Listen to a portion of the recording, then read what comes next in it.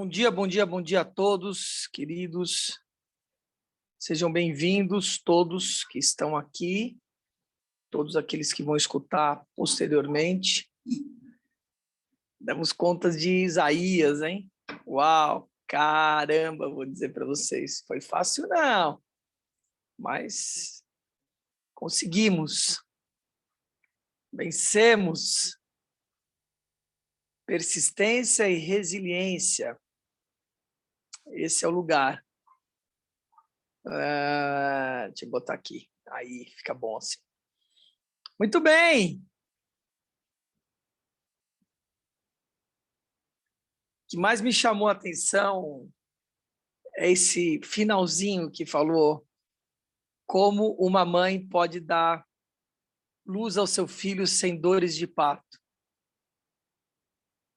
E, enfim, trazendo essa reflexão de que as coisas, como eu escrevi no grupo, precisa de resiliência, foco, determinação, senão as coisas não acontecem. As coisas somente acontecem realmente com foco, determinação e resiliência. Assim que tudo se faz, é assim que a gente vence. E chamando a atenção desse lugar que eu já venho falando há algum tempo, de que a forma que é escrita a palavra nessa época, forma com que é escrita a palavra nessa época, é uma forma que vivia um estado instintivo brutal, que precisava de uma palavra que colocasse um certo receio nas pessoas, né? É um temor mesmo, né? Tinha essa pegada. O fato é que hoje nós já temos uma certa inteligência emocional e intelectual e nós sabemos que as coisas não acontecem exatamente assim. Acontece pela causa e o efeito. É disso que fala, não tem esse deusinho, deusão com a mão que vai maltratar um e bem tratar o outro, etc. Isso é simplesmente na causa e efeito das coisas, na própria justiça divina, como um sistema que está aí. Tem os preceitos, tem as leis.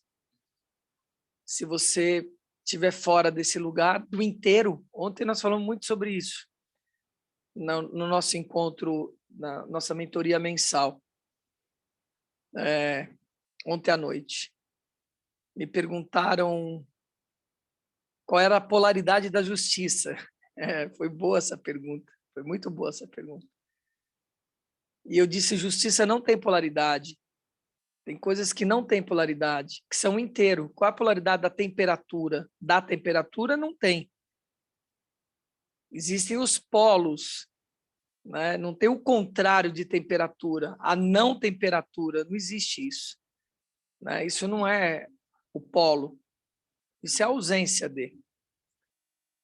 Então, justiça é como o amor incondicional é, a felicidade é, né?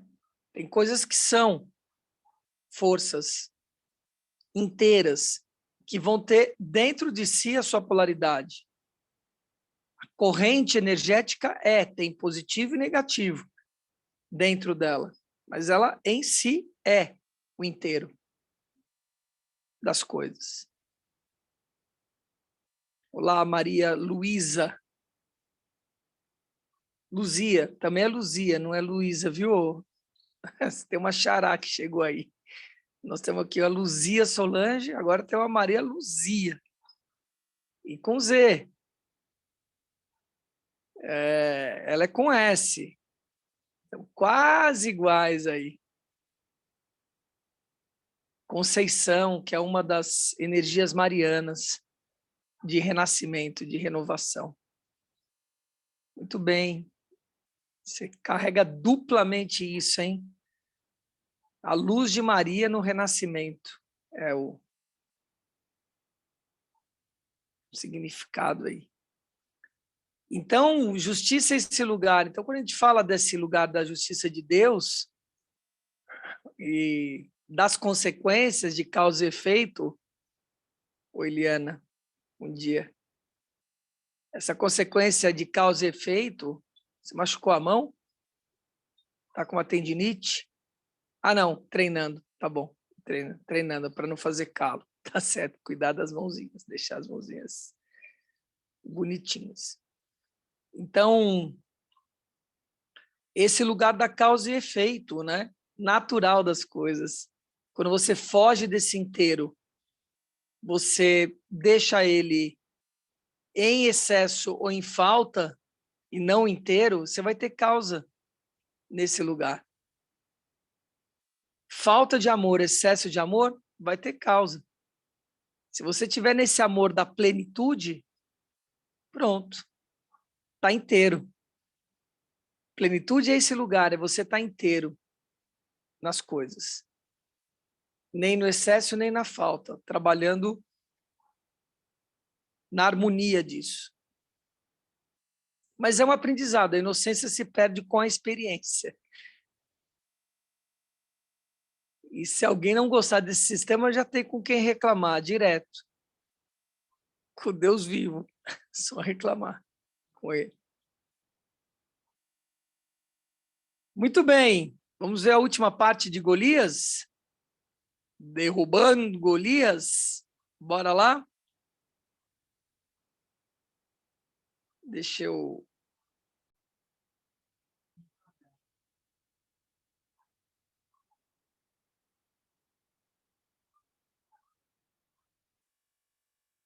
Deus distante. Um homem morto e um homem dançando. Um esticado no chão, o outro dando pulos no ar. O homem morto é o sacerdote Uzá. O homem que está dançando é o rei Davi. Os leitores de 2 Samuel não sabem o que fazer com um dos dois. Um pequeno contexto os ajudará. A morte do primeiro e a dança do segundo tem algo a ver com a Arca da Aliança, uma caixa retangular comissionada por Moisés. A caixa não era grande, 1,10 m de altura por 70 centímetros de largura. 3 dos objetos hebraicos mais preciosos ficavam na arca. Uma jarra de ouro contendo maná intacto. A vara de Arão que floresceu muito tempo depois de ter sido cortada, e as preciosas tábuas de pedra tocadas pelo dedo de Deus ao serem gravadas. Uma lâmina de ouro pesada, chamada propiciatório, servia como tampa para a caixa. 2 querubins de ouro com asas estendidas ficavam de frente um para o outro e olhavam para a tampa de ouro. Representavam a majestade do Senhor guardando a lei e as necessidades do povo. A arca simbolizava a provisão, o maná de Deus, o poder, a vara de Deus, os preceitos, os mandamentos de Deus e principalmente a presença de Deus. Durante a época do templo, o sumo sacerdote podia ficar uma vez por ano diante da arca. Após oferecer sacrifícios pessoais de arrependimento, ele entrava no Santo dos Santos, segundo a história, com uma corda amarrada ao tornozelo para que não perecesse na presença de Deus e precisasse ser arrastado para fora.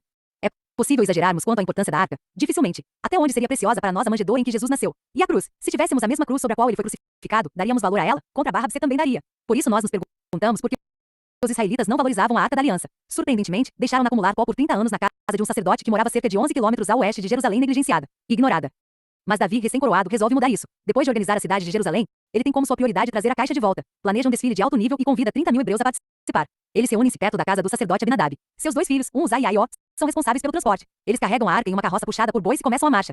Trombetas soam, canções ecoam, e tudo segue bem ao longo dos 3 primeiros quilômetros até que eles pegam um trecho ruim da estrada. Os bois tropeçam, a carroça balança e a arca se desloca. Uzá, pensando que a caixa sagrada estava para cair da carroça, estica o braço para segurá-la. O céu fulminou Uzá, e ele morreu. 2 Samuel 6 horas e 7 minutos. Isso acaba rapidamente com o desfile. Todos voltam para casa. Profundamente angustiado, Davi volta para Jerusalém. A arca é mantida na casa de Obed-edom enquanto Davi resolve tudo. Ao que parece, Davi é bem sucedido em sua missão, pois, ao final de 3 meses, ele volta, recupera a arca e reinicia o desfile. Dessa vez ninguém morre. A dança. Davi entra em Jerusalém cheio de alegria. E Davi foi dançando com todas as suas forças perante o Senhor. 6 horas e 14 minutos. 2 homens. Um morto. O outro dançando. O que eles nos ensinam? Especificamente, o que eles nos ensinam sobre a questão de invocar a presença de Deus? É isso que Davi quer saber. Como vou conseguir levar a arca do Senhor? 6 horas e 9 minutos. Na história de Davi e seus gigantes, esse é um problema do tamanho de um gigante. Deus é um Deus distante? A tragédia de Uzá ensina o seguinte: Deus vem com suas próprias condições. As mães perguntam: como a presença de Deus pode vir sobre meus filhos? Os pais pensam: como a presença de Deus pode encher minha casa? As igrejas desejam em seu meio a presença de Deus que toca, que ajuda, que cura. Como a presença de Deus pode vir até nós? Devemos acender velas, entoar cânticos, edificar um altar, liderar uma comitiva, doar um barril cheio de dinheiro. O que invoca a presença de Deus? Uzá e Davi misturam morte e dança para revelar uma resposta. A tragédia de Uzá ensina o seguinte: Deus vem com suas próprias condições. Ele dá instruções específicas quanto ao cuidado com a arca e com seu transporte. Somente os sacerdotes podiam aproximar-se dela. Então só depois ofereciam sacrifícios por si mesmos e suas famílias. Veja Levítico 16. A arca era erguida, não com as mãos, mas com varas de acácia. Os sacerdotes passavam varas longas pelas argolas nas extremidades para carregarem-na. Os coatitas virão carregá-los, os utensílios e todos os artigos sagrados, mas não tocarão nas coisas sagradas. Se o fizerem, morrerão. Eles deveriam carregar nos ombros os objetos sagrados. Números 4 horas e 15 minutos. 7 horas e 9 minutos. Uzá deveria saber disso. Ele era um sacerdote coatita, um descendente do próprio Arão. A arca fora mantida na casa de seu pai, Abinadab. Ele crescerá com ela, o que talvez seja a melhor explicação para seus atos. Ele recebe a ordem de que o rei quer a arca e diz, é claro que posso levá-la. Nós a tiramos do celeiro. Vamos colocá-la na carroça. O santo tornou-se monótono, o sagrado de qualidade inferior. Por isso ele muda as ordens por conveniência, usando uma carroça em vez de varas e touros em vez de sacerdotes. Não vemos obediência ao sacrifício, vemos conveniência. Deus irou-se. Mas ele tinha de matar Uzá. Ele tinha de tirar sua vida? Fizemos a pergunta para Joe Shulam. Joe cresceu em Jerusalém, estudou no seminário de rabinos judeus ortodoxos e ainda mora em Israel. Ele conhece o Antigo Testamento a fundo. Ele encontrou alguns de nós no aeroporto e nos levou para Jerusalém, passando perto do lugar onde Uzá foi morto. A pergunta, opinou ele em resposta, não é porque Deus... A julgar pelo número de igrejas mortas e corações frios, não tenho tanta certeza de que seja assim. A imagem de... A pergunta, opinou ele em resposta, não é porque Deus matou Uzá, mas em vez disso, porque ele nos deixa vivos. A julgar pelo número de igrejas mortas e corações frios, não tenho tanta certeza de que seja assim. A imagem de Uzá morto manda um lembrete sério e arrepiante para aqueles de nós que conseguem ir à igreja com a frequência que desejam, ter comunhão sempre que desejam. A mensagem é, não relaxe diante do santo. Deus não será levado em carroças convenientes ou carregado por animais irracionais. Não relaxe diante do santo. Não confunda com um gênio que sai de uma lâmpada depois de ela ser esfregada ou com um mordomo que aparece ao som de uma campainha. Deus vem, lembre-se, mas ele vem com suas próprias condições. Ele vem quando ordens são respeitadas, corações estão limpos e a confissão é feita. Mas e o segundo personagem? Qual é a mensagem do homem dançando? A primeira reação de Davi à morte de Uzá não é nada alegre. Ele retira-se para Jerusalém, confuso e magoado, contrariado porque o Senhor, em sua ira, havia fulminado Uzá, Crônicas 13 horas e 11 minutos. 3 meses se passam antes de Davi voltar para buscar a arca. Ele faz isso com um protocolo diferente. Sacerdotes tomam o lugar de touros. O sacrifício toma o lugar da conveniência. Os levitas consagram-se para transportar a arca do Senhor. Eles carregam a arca de Deus, apoiando as varas da arca sobre os ombros, conforme Moisés tinha ordenado, de acordo com a palavra do Senhor. 1 Crônicas 15, 2.14 e 15. Ninguém tem pressa. Quando os que carregavam a arca do Senhor davam 6 passos, ele, Davi, sacrificava um boi e um novilho gordo. 2 Samuel 6 horas e 13 minutos. Quando percebe que Deus não está irado, Davi oferece um sacrifício e selecione a resposta correta dentre as seguintes alternativas. A ajoelha-se perante o Senhor. B cai prostrado perante o Senhor. C abaixa a cabeça perante o Senhor. D dança com todas as suas forças perante o Senhor. Se sua resposta foi a alternativa D, você acaba de ganhar um ingresso para a quadrilha da igreja. Davi dança com todas as suas forças perante o Senhor. 6 horas e 14 minutos. Cambalhotas, chutes para o alto. Rodopiando, pulando. Não é bater os pés ou balançar a cabeça. Deus vem quando ordens são respeitadas, corações estão limpos e a confissão é feita. O termo hebraico descreve Davi andando em círculos, saltitando e pulando. Esqueça o arrasta-pé simbólico ou a valsa obrigatória. Davi é o matador de gigantes, torna-se Davi o dançarino de passos duplos. Ele é o prefeito de uma cidade famosa no dia de um santo badalado, pulando e gingando à frente do desfile. E se não bastasse, ele tira o colete sacerdotal, a veste de linho para orações. O colete cobre a mesma parte que cobre uma camiseta longa. Bem ali, diante de Deus, do altar e de todas as demais pessoas, Davi tira nada menos que sua roupa íntima sagrada. Imagine o presidente da República fugindo do salão oval de cueca e dando cambalhotas por uma avenida movimentada. Davi dança e nós abaixamos a cabeça. Prendemos a respiração. Sabemos o que está por vir. Lemos sobre Uzá. Sabemos o que Deus faz com os irreverentes e com os metidos. Ao que parece, Davi não estava prestando atenção. Pois aqui está ele, em plena presença de Deus e dos filhos de Deus, sacudindo sua roupa íntima. Segure sua respiração e chame o coveiro. Até logo, rei Davi. Prepare-se para ser fritado, flambado e refogado. Mas nada acontece. O céu está em silêncio. Davi continua rodopiando e nós ficamos curiosos. A dança não chateia Deus? O que Davi tem que Uzá não tinha? Por que o Pai Celestial não está zangado? Pela mesma razão porque eu não estava. Elas não fazem agora, mas quando eram muito pequenas, minhas filhas dançavam quando eu chegava em casa. Meu carro na entrada de casa era sinal para elas começarem a puxar a banda. Papai chegou. Elas anunciavam, passando correndo pela porta. Bem ali, no gramado em frente de casa, elas dançavam extravagantemente. Com o rosto sujo de chocolate e a fralda lá nos pés, elas se exibiam para que todos os vizinhos vissem. Isso me incomodava? Eu ficava irritado? Ficava preocupado com o que as pessoas pensariam? Dizia para elas se endireitarem e agirem de forma madura? De jeito nenhum. Deus disse a Davi que se comportasse? Não, ele o deixou dançar. As escrituras não retratam Davi dançando em algum outro momento. Ele não dançou com a morte de Golias. Nunca sambou no meio dos filisteus. Não inaugurou seu tempo como rei com uma valsa ou dedicou a Jerusalém um giro pelo salão de baile. Mas quando Deus chegou à cidade, Davi não conseguiu ficar parado. Talvez Deus se pergunte como foi que nós nos contivemos. Não gostamos daquilo que Davi queria? A presença de Deus. Jesus prometeu, eu estarei sempre com vocês, até o fim dos tempos. Mateus 28, 20. Contudo, faz quanto tempo que enrolamos o tapete e celebramos noite afora a presença de Deus? O que Davi sabia que não sabemos? Do que ele se lembrou que nós esquecemos? Em uma frase poderia ser o seguinte: o presente de Deus é sua presença. Seu maior presente é ele mesmo. O pôr do sol tira-nos o fôlego. O azul do Caribe acalma nosso coração. Recém-nascidos levam-nos às lágrimas. O presente de Deus é sua presença. Seu maior presente é ele mesmo. O amor para toda a vida embeleza nossa vida. Mas leve tudo isso embora, prive-nos do pôr do sol, de oceanos, de bebês murmurando e de corações moles, e deixe-nos no deserto do Saara. E ainda teremos razão para dançar na areia. Por quê? Porque Deus está conosco. Isso deve ser o que Davi sabia. E isso deve ser o que Deus quer que saibamos. Nunca estamos sozinhos. Nunca. Deus ama você demais para deixá-lo sozinho, por isso ele não o deixou. Ele não o deixou sozinho com seus medos, suas preocupações, suas doenças ou sua morte. Por isso, pule de alegria.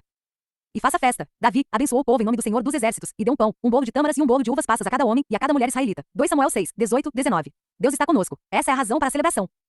Uzá, ao que parece, deixou isso escapar. Uzá via um Deus pequeno, um Deus que cabia dentro de uma caixa e precisava de ajuda para se equilibrar. Por isso Uzá não se preparou para ele. Ele não se purificou para se encontrar com o santo, não ofereceu sacrifício, não observou os mandamentos. Esqueça-se do arrependimento e da obediência. Coloque Deus na parte de trás de uma carroça e siga em frente. Ou, em nosso caso, viva como um inferno por 6 dias e aproveite a graça do domingo. Ou, quem se importa com aquilo em que você crê? Apenas use um crucifixo em volta do pescoço para ter sorte. Ou, acenda algumas velas, faça algumas preces e tenha Deus do seu lado. O corpo sem vida de Uzá alerta contra tal irreverência. A falta de temor a Deus leva à morte do homem. Deus não será bajulado, controlado, evocado ou ordenado a descer. Ele é um Deus pessoal que ama, cura, ajuda e intervém. Um coração reverente e pés que dançam podem pertencer à mesma pessoa. Ele não responde a poções mágicas ou slogans inteligentes. Ele procura mais. Procura reverência, obediência e corações com fome de Deus. E quando os vê, ele vem. E quando ele vier, deixa a banda começar. E sim, um coração reverente e pés que dançam podem pertencer à mesma pessoa. Davi tinha as duas coisas. Que tenhamos o mesmo. A propósito, você se lembra do que eu disse sobre minhas filhas dançando de fraldas com um sorriso largo no rosto? Eu costumava dançar com elas. Contra a barra, você pensa que eu ficava de lado e perdia a diversão? Não, senhor. Eu pegava as no colo, 2 e até as 3 de uma vez e nós girávamos. Nenhum pai perde a chance de dançar com o filho. O que me deixa curioso para saber se Davi poderia ter tido um par para dançar. Duras promessas. A vida do rei Davi não poderia ter sido melhor. Ele havia acabado de ser coroado. A sala onde fica seu trono cheira a tinta fresca, e o arquiteto de sua cidade está projetando novos bairros. A arca de Deus habita no tabernáculo. Ouro e prata transbordam nos cofres do rei. Os inimigos de Israel mantêm-se à distância. Os dias de Saul prostrados são uma lembrança distante. Mas algo desperta uma dessas lembranças. Um comentário talvez ressuscita uma velha conversa. Talvez um rosto familiar balance em sinal de negativo, diante de uma decisão com data marcada para acontecer. Em meio à sua nova vida, Davi lembra-se de uma promessa de seus tempos antigos. Resta ainda alguém da família de Saul a quem eu possa mostrar lealdade, por causa de minha amizade com Jonatas. 2 Samuel 9h01. Confusão é o que se vê no rosto da corte de Davi. Por que se preocupar com os filhos de Saul? Esse é um novo tempo. Essa é uma nova administração. Quem se importa com a velha guarda? Davi. Ele se importa porque se lembra do acordo que fez com Jonatas. Quando Saul ameaçou matar Davi, Jonatas tentou salvá-lo. Jonatas conseguiu fazê-lo e depois fez este pedido: se eu continuar vivo, seja leal comigo com a lealdade do Senhor. Mas se eu morrer, jamais deixe de ser leal com a minha família. 1 Samuel 22.14-15. Jonatas morre, mas o acordo de Davi não. Ninguém teria pensado duas vezes antes de deixá-lo para trás. Davi tem muitas razões para se esquecer da promessa que fez a Jonatas. Os dois eram jovens e idealistas. Quem cumpre as promessas de juventude? Saul era cruel e impiedoso. Quem honra os filhos de um sujeito vingativo? Davi tem uma nação para governar e um exército para liderar. Que rei tem tempo para coisas pequenas? Mas para Davi, um acordo não é uma coisa pequena. Quando listar os gigantes que Davi enfrentou, esteja certo de que a palavra promessa não foi cortada e faz parte da pequena lista. Ela certamente aparece em grande parte das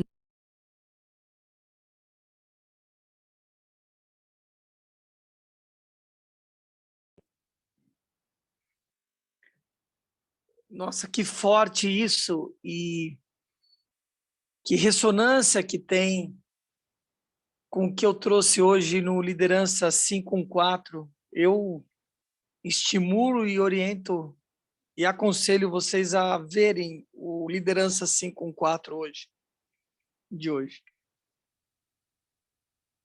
Eu falei a respeito do primeiro, segundo e terceiro templo. Provavelmente eu vou fazer os programas da Liderança 514 da semana que vem sobre esse tema.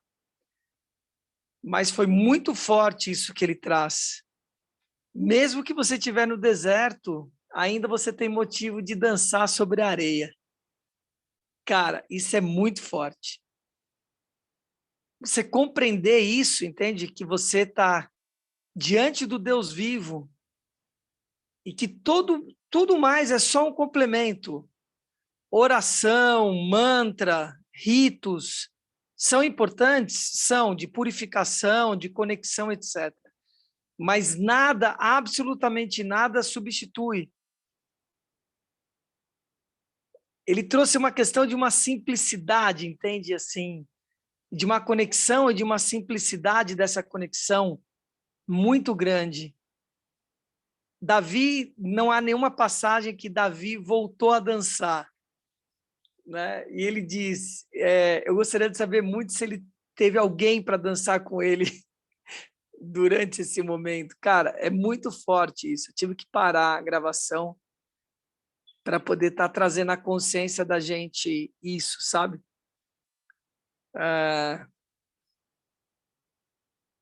Em que momento você se sente sozinho? Em que momento você está sozinho? Em que momento que a vida te coloca sozinho? Oi, Eliana, você está falando alguma coisa? Estava sem fone. Abriu sem querer ou você está falando, Eliana? Eliana? Tá, foi sem querer. Foi sem querer. Muito bem. Então,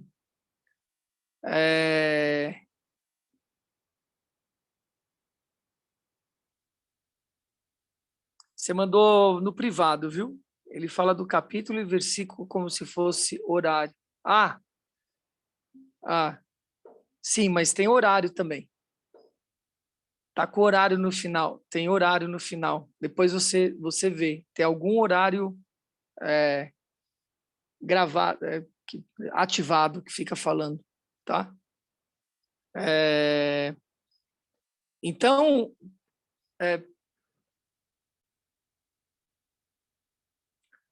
pergunta, né? Em que momento você se coloca ou a vida está te colocando sozinho?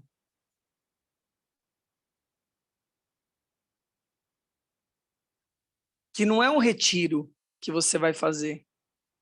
É importante isso, eu sempre oriento que é importante, uma vez por ano, você participar de um retiro. Mas eu penso que Isso pode ser feito 1 minuto por hora, um pequeno silêncio, 1 hora por dia, sabe?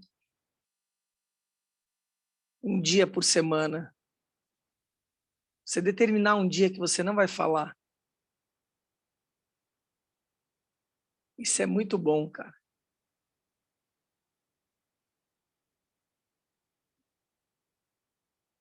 Que você vai contemplar esse silêncio.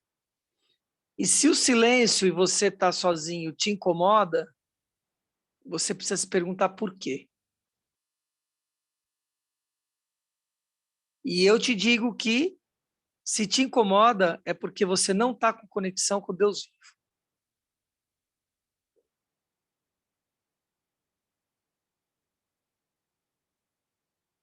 Você tem um estado de desconexão com o Deus vivo.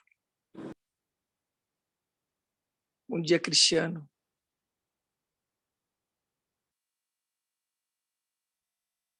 Fiz uma pergunta aqui. Bom dia, Luiz. Estou aqui no trânsito, amigo. Tá tudo bem. Perdão aí por não acompanhar, mas tá uma loucura esses últimos dias.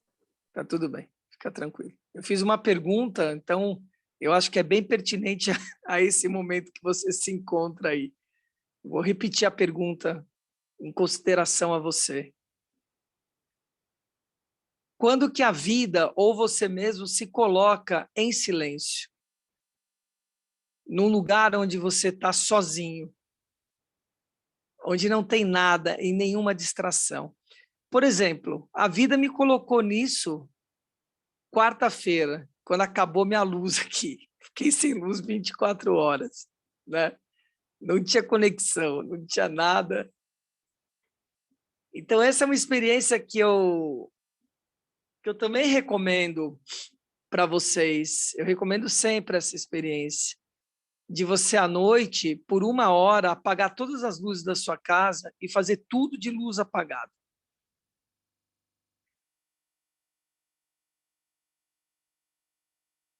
Em pleno e completo silêncio. Nós precisamos silenciar, cara. Precisa contemplar esse lugar, precisa desfrutar desse lugar. E uma outra orientação, se esse lugar de estar sozinho, de estar sem luz, de estar em silêncio, te angustia, é esse lugar que você tem que experimentar.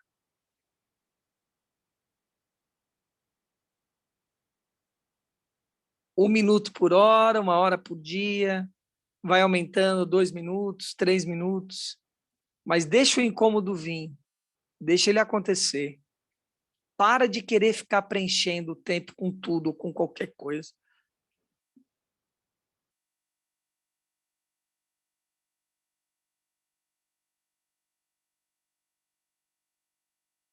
A gente precisa fazer essa reconexão, gente. O Aliança Ativa é para isso. O Aliança Ativa é para isso. 30 minutos de pura conexão, cara. Que você silencia das 5h30 às 6h. Quietude. Você com você mesmo, não tem mais nada. Imagina às 5h30 da manhã, cara, você fazer isso. Isso é uma doideira.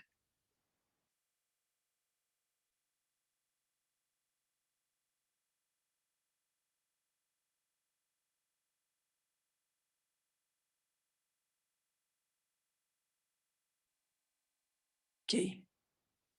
Vamos continuar.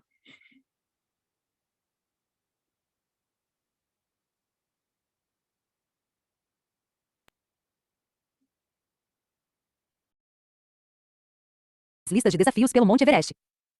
O marido de uma esposa deprimida conhece o desafio de uma promessa. Enquanto ela se vê diariamente em meio a uma sombra de tristeza, ele se pergunta sobre o que teria acontecido com a garota com quem se casou. Contra a barra, você consegue cumprir uma promessa em um momento como esse?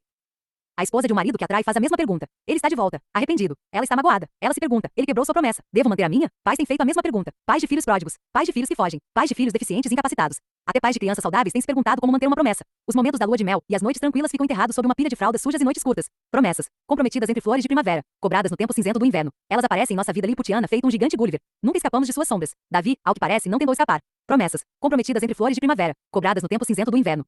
Encontrar um descendente de Jonatas não era fácil. Ninguém que pertencia ao círculo de Davi conhecia um. Conselheiros mandaram chamar Ziba, um antigo servo de Saul. Será que ele conhecia um membro ainda vivo da família de Saul? Deu uma boa olhada na resposta de Ziba. Ainda há um filho de Jonatas, aleijado dos pés. 2 Samuel 9 horas e 3 minutos. Ziba não menciona nenhum nome, só diz que o menino é aleijado. Percebemos um repúdio levemente disfarçado em suas palavras. Cuidado, Davi. Ele não, como diria você, cai bem no palácio. Você podia pensar 2 vezes antes de cumprir essa promessa. Ziba não dá detalhes sobre o menino, mas o 4º capítulo de 2 Samuel os apresenta. A pessoa em questão é o filho de Jonatas, Mefibosete. Que nomes incríveis. Você está precisando de nomes para seus nenês? Experimente Ziba e Mefibosete. Eles vão se destacar na escola.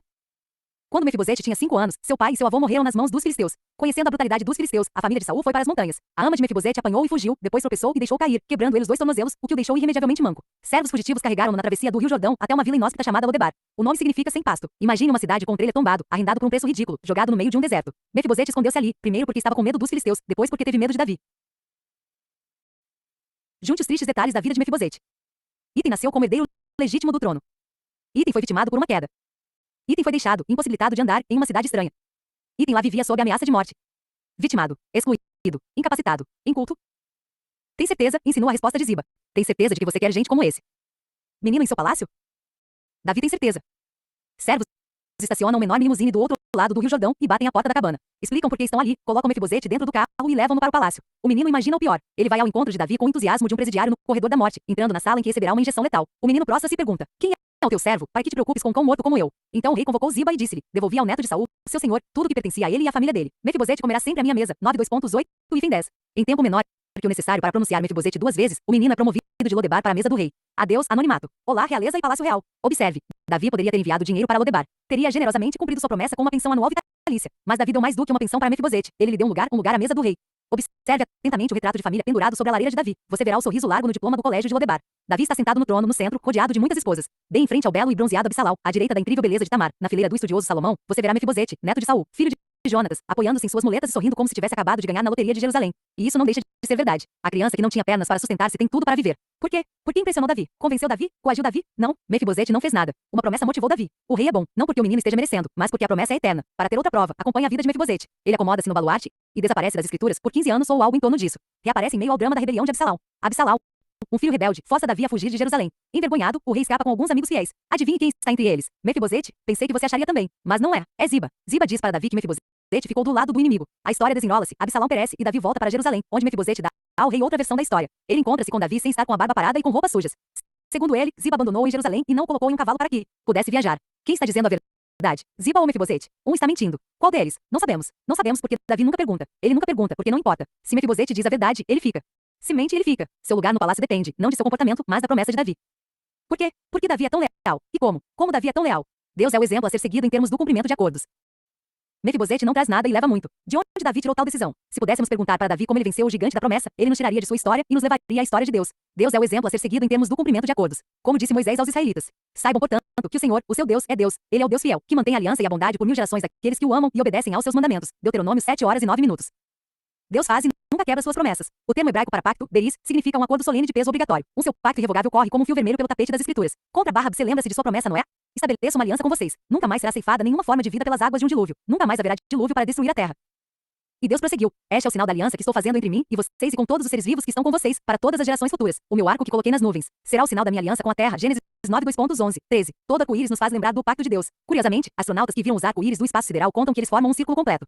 Duas as promessas de Deus, de igual modo, não se quebram e não têm fim. Abraão pode falar de promessas. Deus disse ao patriarca que contar as estrelas e contar seus descendentes seriam 2 desafios idênticos. O pacto irrevogável de Deus corre como um fio vermelho pelo tapete das escrituras. Para garantir o juramento, Deus levou Abraão a cortar vários animais ao meio. Para selar um pacto no Antigo Oriente, quem fazia a promessa passava pelo corpo dividido do animal, oferecendo-se para ter o mesmo destino se quebrasse sua palavra. Depois que o sol se pôs e veio a escuridão, eis que um fogareiro esfumaçante, com uma tocha acesa, passou por entre os pedaços dos animais. Naquele dia o Senhor fez a seguinte aliança com Abrão: aos seus descendentes dei esta terra, desde o ribeiro do Egito até o grande rio, o Eufrates. Gênesis 15:17-18. Deus leva a sério as promessas e as sela de maneira drástica. Considere o caso de Oséias. 700 anos antes do nascimento de Jesus, Deus ordenou que Oséias se casasse com uma prostituta chamada Gomer. Se a profissão dela não causasse suficiente impacto, seu nome causaria. Todavia, Oséias obedeceu. Gomer deu à luz 3 filhos, sendo que nenhum deles era de Oséias. Gomer abandonou Oséias para levar uma vida igual à de uma garota de programa em uma casa noturna. O fundo do poço chegou na forma de um leilão, em que homens faziam lances para comprá-la como escrava. Homens de menor envergadura acenavam para ela, dando-lhe a entender que podia ir embora. Não Oséias. Ele fez os lances, comprou sua esposa e levou-a novamente para casa. Por quê? Aqui está a explicação de Oséias. O Senhor me disse: vá, trate novamente com amor sua mulher, apesar de ela ser amada por outro e ser adúltera.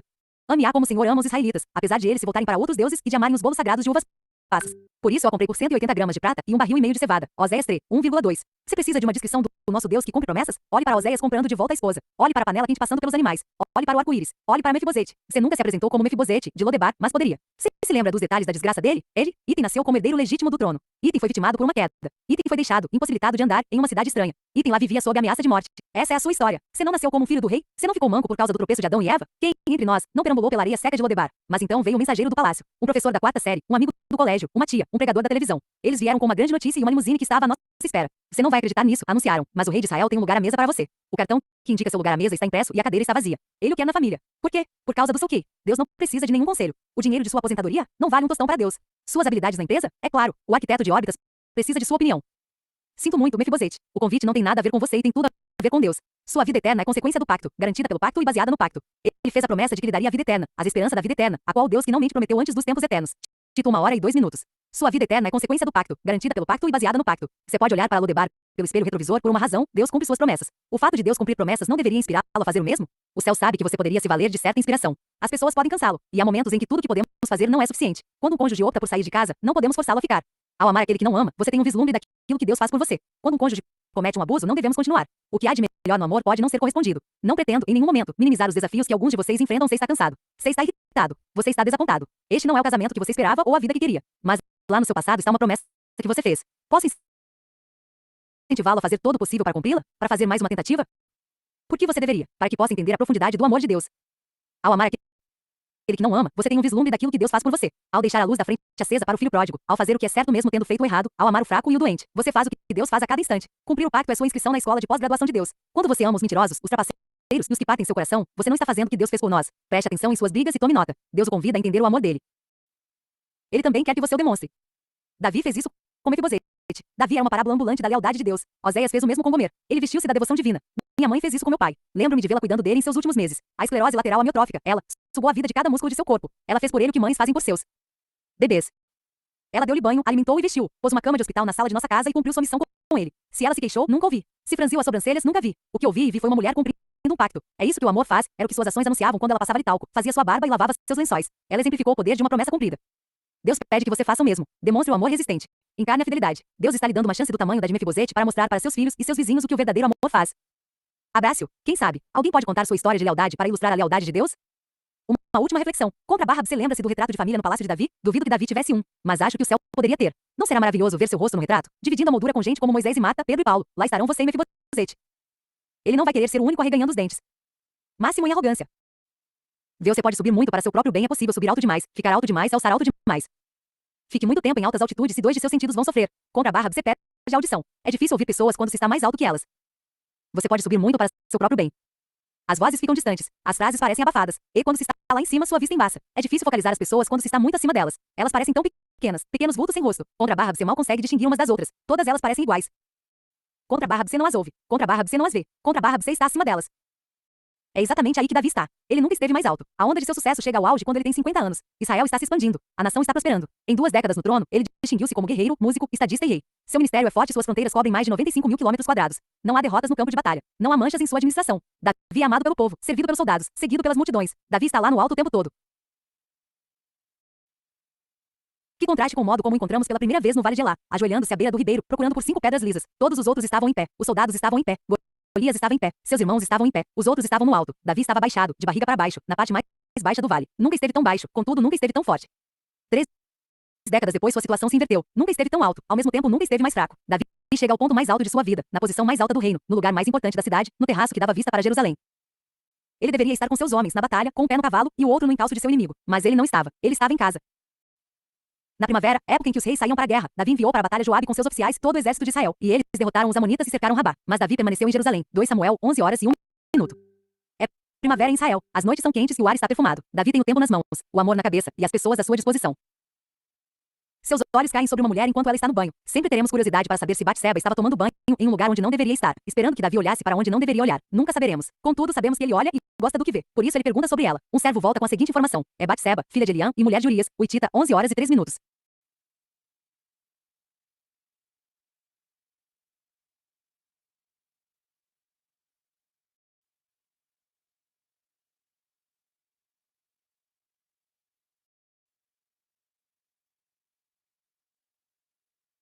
O servo passa a informação com uma advertência. Ele não só dá o nome da mulher, mas seu estado civil e o nome de seu marido. Por que dizer a Davi que ela é casada senão para preveni-lo? E por que dar o nome do marido uma vez que Davi não estava familiarizado com ele? É provável que Davi conhecesse Urias. O servo espera com jeito dissuadir o rei de suas pretensões, mas Davi não entende a dica. O versículo seguinte descreve o primeiro passo de Davi em uma ladeira cheia de óleo. Davi mandou que a trouxessem e se deitou com ela 11 horas e 4 minutos. Davi manda muitas vezes nessa história. Ele envia Joabe para a batalha, V1. Ele envia um servo para procurar saber coisas sobre Batseba, V3. Ele manda que tragam Batseba até ele, V4. Quando fica sabendo da gravidez de Batseba, Davi manda um recado para Joabe, V6. Para que ele envie Urias para Jerusalém, Davi manda Urias descansar em casa com Batseba. Mas Urias é nobre demais. Davi opta por mandar Urias novamente para a batalha em uma posição em que certamente será morto. Pensando que sua tentativa para encobrir a verdade está completa, Davi manda que tragam Batseba e se casa com ela, V27. Não gostamos deste Davi que envia, que exige. Preferimos o Davi que pastoreia, que cuida do rebanho. O Davi que lança com força, que se esconde de Saul. O Davi que adora, que escreve salmos. Não estamos preparados para o Davi que perde o domínio de seu autocontrole. O que aconteceu com ele? Simples. É o mal da altitude. Ele estava lá no alto havia muito tempo. O ar rarefeito mexeu com seus sentidos. Ele não pode ouvir como estava acostumado. Não pode ouvir as advertências do servo ou a voz de sua consciência. Nem pode ouvir seu senhor. O pico ensurdeceu seus ouvidos e cegou seus olhos. Davi viu Batseba? Não, ele viu Batseba tomando banho. Fique muito tempo em altas altitudes e 2 de seus sentidos vão sofrer. Viu o corpo de Batseba e as curvas de Batseba. Viu Batseba como uma conquista. Mas viu Batseba como ser humano? A esposa de Urias? A filha de Israel? A criação de Deus? Não, Davi perdeu sua visão. Tempo demais no topo da montanha fará isso com você. Horas demais sob o sol brilhante e no ar rarefeito o deixará ofegante e atordoado. Sem dúvida, quem entre nós poderia subir tão alto quanto Davi? Quem entre nós está a um estalar de dedos de um encontro com alguém que escolhemos? Presidentes e reis podem mandar pessoas cumprirem suas ordens. Temos sorte de poder pedir que alguém nos traga comida chinesa. Não temos esse tipo de influência. Podemos entender outros conflitos de Davi. Seu medo de Saul. Longos períodos de tempo escondendo-se no deserto. E estivemos lá. Mas o importante e poderoso Davi, o terraço de Davi é um lugar onde nunca estivemos. Ou estivemos. Não estive em um terraço, mas em um voo. E não vi uma mulher no banho, mas uma comissária de bordo dando bola fora o tempo todo. Ela não conseguia fazer nada certo. Pediam soda e ela trazia suco. Pediam um travesseiro e ela trazia um cobertor. Isso quando de fato trazia alguma coisa. E comecei a resmungar, não em voz alta, mas em meus pensamentos. O que há com o serviço nesses dias? Acho que estava ficando um pouco convencido. Havia acabado de dar uma palestra em um evento. As pessoas haviam dito como estavam felizes por me verem ali. Não sei o que era mais louco, o fato de elas dizerem isso ou o fato de eu acreditar nisso. Assim entrei no avião me sentindo tal. Tive de inclinar a cabeça para passar pela porta. Tomei meu assento sabendo que o voo era seguro, já que os céus sabem que sou essencial para a obra de Deus. Então pedi o refrigerante e o travesseiro. Ela mencionou os serviços e eu murmurei. Vê o que eu estava fazendo, colocando-me acima da comissária de bordo. Na hierarquia social do avião, ela estava abaixo de mim. Sua função era servir e a minha era ser servido. Não olhe para mim assim. Você já não se sentiu um pouco superior a alguém? Ao manobrista do estacionamento, ao balconista da quitanda, ao vendedor de amendoim na peleja, ao funcionário de casaco xadrez? Você já fez o que fiz. E você já fez o que Davi fez. Perdemos nossa visão e nossa audição. Quando olhei para a comissária de bordo, não vi um ser humano, vi uma comodidade necessária. Mas sua pergunta mudou tudo. Senhor Lucado. Imagine minha surpresa quando a comissária de bordo se ajoelhou do lado de meu assento. É o senhor que escreve os livros cristãos? Livros cristãos, sim. Pensamentos cristãos. Essa é uma outra questão. Eu disse para mim mesmo, descendo as escadas do terraço. Posso falar com o senhor? Ela perguntou. Seus olhos encheram-se de lágrimas, seu coração abriu-se, e ela usou os 3 ou 4 minutos seguintes para falar de sua dor. A papelada do divórcio havia chegado naquela manhã. Seu marido não ligava de volta para ela. Ela não sabia onde iria morar. Mal podia concentrar-se no trabalho. Eu poderia orar por ela? Orei. Mas tanto Deus como eu sabíamos que ela não era a única que estava precisando de oração. Talvez você pudesse usar uma oração também. Como está a sua audição? Você ouve os servos que Deus envia? Você ouve a consciência que Deus desperta? E sua visão? Você ainda vê pessoas? Ou vê apenas suas funções? Vê pessoas que precisam de você ou vê pessoas abaixo de você? A história de Davi e Batseba é mais uma história de poder do que uma história de luxúria. Uma história de um homem que subiu alto demais para seu próprio bem, um homem que precisava ouvir essas palavras. Desça antes que você caia. O orgulho vem antes da destruição. O espírito altivo, antes da queda. Provérbios 16 horas e 18 minutos. Deve ser por isso que Deus odeia a arrogância. Ele detesta ver seus filhos caírem. Detesta ver seus Davids seduzirem e suas Batsebas serem vitimadas. Davi e Batseba é mais uma história de poder do que uma história de luxúria. Deus odeia o que o orgulho faz com seus filhos. Não é que ele não goste da arrogância. Ele a odeia. Ele poderia deixar isso mais claro do que Provérbios 8 horas e 13 minutos. Odeia o orgulho e a arrogância? E depois, alguns capítulos mais adiante, o Senhor detesta os orgulhosos de coração. Sem dúvida serão punidos 16 horas e 5 minutos. Contra a barra, você não quer que Deus faça isso. Pergunte para Davi. Ele nunca se recuperou totalmente desse episódio com esse gigante. Não cometa o erro de Davi. É muito mais sábio descer a montanha do que cair dela. Busque humildade. Humildade não significa pensar coisas inferiores sobre si mesmo, mas pensar menos em si mesmo. Ninguém tenha de si mesmo um conceito mais elevado do que deve ter. Mas, ao contrário, tenha um conceito equilibrado, de acordo com a medida da fé que Deus lhe concedeu. Romanos 12 horas e 3 minutos. Humildade não significa pensar coisas inferiores sobre si mesmo, mas pensar menos em si mesmo. Aceite sua pobreza. Todos somos igualmente duros e abençoados. O homem sai nu do ventre de sua mãe, e como vem, assim vai. Eclesiastes 5 horas e 15 minutos. Resista ao lugar de notoriedade. Quando você for convidado, ocupe o lugar menos importante, de forma que, quando vier aquele que o convidou, diga-lhe: amigo, passe para um lugar mais importante. Então você será honrado na presença de todos os convidados. Lucas 14 horas e 10 minutos. Não é melhor ser convidado a subir do que a descer? Deus tem um remédio para os altivos e poderosos. Descer da montanha. Contra a barra você se surpreenderá. Com o que você ouve e com quem você vê. Irá respirar com muito mais facilidade. Quedas gigantescas. O que o Vaticano dará pelo nome do Papa? Roger Scadenhado procurou uma resposta. Com a morte do Papa João Paulo, este auto-intitulado colecionador de domínios registrou o domínio www.benedictxvi.com.benedictxvi.com antes de o nome do novo Papa ser anunciado. Scadenhado garantiu antes que Roma percebesse que precisava dele. O nome do domínio certo pode mostrar-se lucrativo. Outro nome, opbenedictxvi.com, ultrapassou a casa dos $16.000 na eBay, empresa de comércio eletrônico. Scadenhado, no entanto, não queria dinheiro. Como católico, ele estava feliz pelo fato de a igreja reconhecer o nome. Contra a barra tentar e evitar irritar 1,1 bilhão de católicos e minha avó brincou. Entretanto, ele gostaria de algo em troca. Em troca, Scadenhado procurava. Um daqueles chapéus. 2. Uma estadia gratuita no Hotel do Vaticano. 3. Total absolvição sem perguntas, para a terceira semana de março de 1987. 1. Contra a barra você está curioso para saber o que aconteceu naquela semana, não está? Talvez ela o faça se lembrar de uma semana em que aconteceu algo com você. A maioria de nós tem uma ou mais semanas. Um verão cheio de loucuras, um mês fora da rotina. Os dias ficaram uma loucura. Se existisse uma caixa de fitas documentando cada segundo de sua vida, quais fitas você queimaria? Contra a barra você tem uma época em que cedeu ao desejo, bebeu ou fumou. O rei Davi teve uma queda poderia ser pior do que a dele. Ele seduz e engravida Batseba, assassina seu marido e engana seu general e soldados. Depois ele se casa com ela. Ela tem um filho. A verdade parece estar totalmente coberta. O observador descuidado não detecta nenhuma razão para preocupação. Davi tem uma nova esposa e uma vida feliz. Tudo parece bem no trono, mas nem tudo está bem no coração de Davi. Ele, mais tarde, descreverá esse período de pecado encoberto em termos explícitos. Enquanto eu mantinha escondidos os meus pecados, o meu corpo definhava de tanto gemer. Pois dia e noite a tua mão pesava sobre mim. Minhas forças foram se esgotando como em tempo de seca. Salmo 32, 2.3,4. A alma de Davi lembra um homo do Canadá no inverno. Estéril, frustrada, envolta em tristeza. Sua harpa está pendurada, sem cordas. Sua esperança hiberna. O sujeito é um desastre ambulante. Sua terceira semana de março persegue-o como uma matilha de lobos. Ele não consegue escapar. Por quê? Porque Deus continua a trazê-la à tona. Com essas palavras, o narrador introduz um novo personagem ao drama de Davi e Batseba. Deus. Até aqui ele não aparecia no texto, não havia sido mencionado na história. Davi seduz, não há menção de Deus. Davi conspira, não há menção de Deus. Urias enterrado, Batseba casada, não há menção de Deus. Não se fala com Deus e Deus não fala. A primeira metade do versículo 27 atrai o leitor para um falso final feliz. Batseba se tornou sua mulher e teve um filho dele. Eles decoram o quarto do bebê e escolhem nomes tirados de uma revista. 9 meses se passam. Um menino nasce. E concluímos, Davi escapa de um tiro. Anjos jogam essa história na pasta etiquetada. Meninos são assim. Deus faz vista grossa. Contudo, quando pensamos que é assim e Davi espera que seja, alguém sai de trás da cortina e ocupa o centro do palco. O que Davi fez desagradou ao Senhor.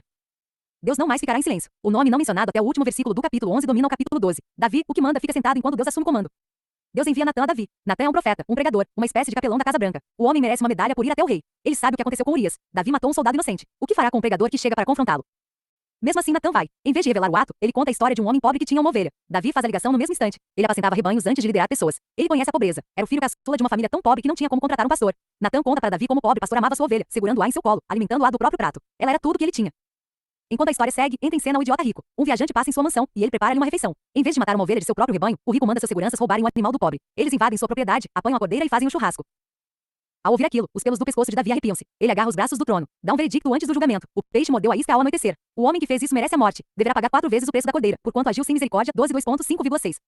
Ó Davi, você nunca viu isso acontecer, não é? Você nunca viu Natã erguendo a forca e jogando a corda por cima da viga. Você nunca ouviu amarrar suas mãos nas costas, fazê-lo subir a escada e vigiá-lo ao passar pelo alçapão. Só quando ele apertou o nó em torno do seu pescoço foi que você engoliu seco. Só quando Natã apertou a corda dizendo estas 4 palavras. Você é esse homem. 12 horas e 7 minutos.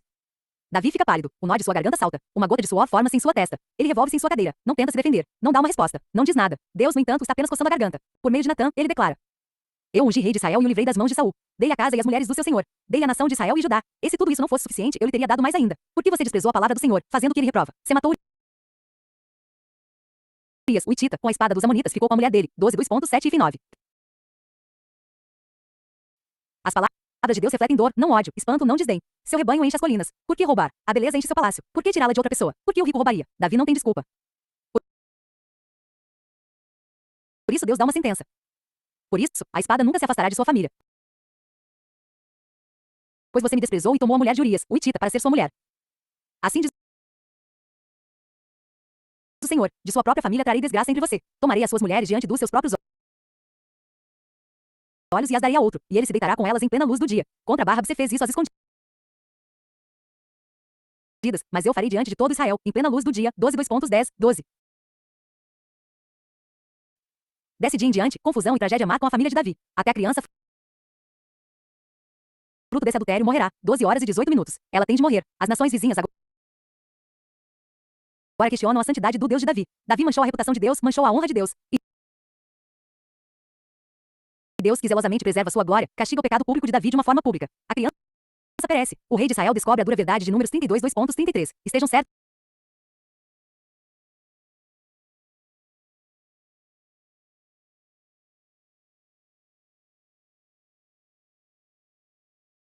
de que vocês não escaparão do pecado cometido. Contra Barra, você já descobriu essa verdade? Sua inflexível semana de março de 1987 o persegue? Contaminam? Quedas gigantescas não nos deixarão em paz. Elas vêm à tona como um furúnculo sobre a pele. Deus consegue se sentar, sem tomar nenhuma atitude, enquanto o pecado envenena o seu filho. Meu irmão teve certa vez. Em seus tempos de ensino fundamental, ele teve um caso de furúnculo. Um pus terrível apareceu-lhe na nuca como um minúsculo vulcão em atividade. Minha mãe, enfermeira, sabia que o furúnculo precisava ser bem espremido. 2 dedos, todas as manhãs. Quanto mais ela apertava, mais ele gritava. Mas ela não parou até que o canicão estourou. Puxa, Max, obrigado pela bela cena. Perdão por eu ser tão descritivo, mas preciso enfatizar esse ponto. Se você pensa que minha mãe era dura, experimente as mãos de Deus. Pecados não confessados se acomodam em nosso coração como furúnculos inflamados, envenenando, espalhando-se. E Deus com dedos delicados é quem aperta. O caminho do infiel é áspero. Provérbios 13 horas e 15 minutos. Quem cultiva o mal e semeia a maldade, isso também colherá. Jó 4 horas e 8 minutos. Deus tira seu sono, sua paz, tira seu descanso. Quer saber por quê? Porque ele quer levar seu pecado. Uma mãe consegue ficar impassível enquanto substâncias venenosas invadem o corpo de seu filho? Deus consegue se sentar, sem tomar nenhuma atitude, enquanto o pecado envenena o seu? Ele não descansará até que façamos o que Davi fez. Confessemos nossa falha. Então Davi disse a Natã: pequei contra o Senhor. E Natã respondeu: o Senhor perdoou seu pecado. Contra Barra, você não morrerá. 2 Samuel 12 horas e 13 minutos. Interessante. Davi sentenciou à morte o ladrão da ovelha imaginário. Deus é muito misericordioso. Ele pôs de lado o pecado de Davi. Em vez de encobri-lo, ele o revelou e o pôs de lado. Como o Oriente está longe do Ocidente, assim ele afasta para longe de nós as nossas transgressões. Como o pai tem compaixão de seus filhos, assim o Senhor tem compaixão dos que o temem. Salmo 03, 2.12, 13. Encontre seu erro antes do julgamento de Deus. Deixe-o condená-lo, deixe-o perdoá-lo e abandone seu erro. Davi levou 1 ano. Foi preciso uma gravidez inesperada, a morte de um soldado, a persuasão de um pregador, a sondagem e a pressão de Deus. Mas o coração duro de Davi finalmente amoleceu e ele confessou: pequei contra o Senhor. 2 Samuel 12 horas e 13 minutos. E Deus fez com o pecado de Davi o que ele faz com o seu e com o meu, deixou de lado.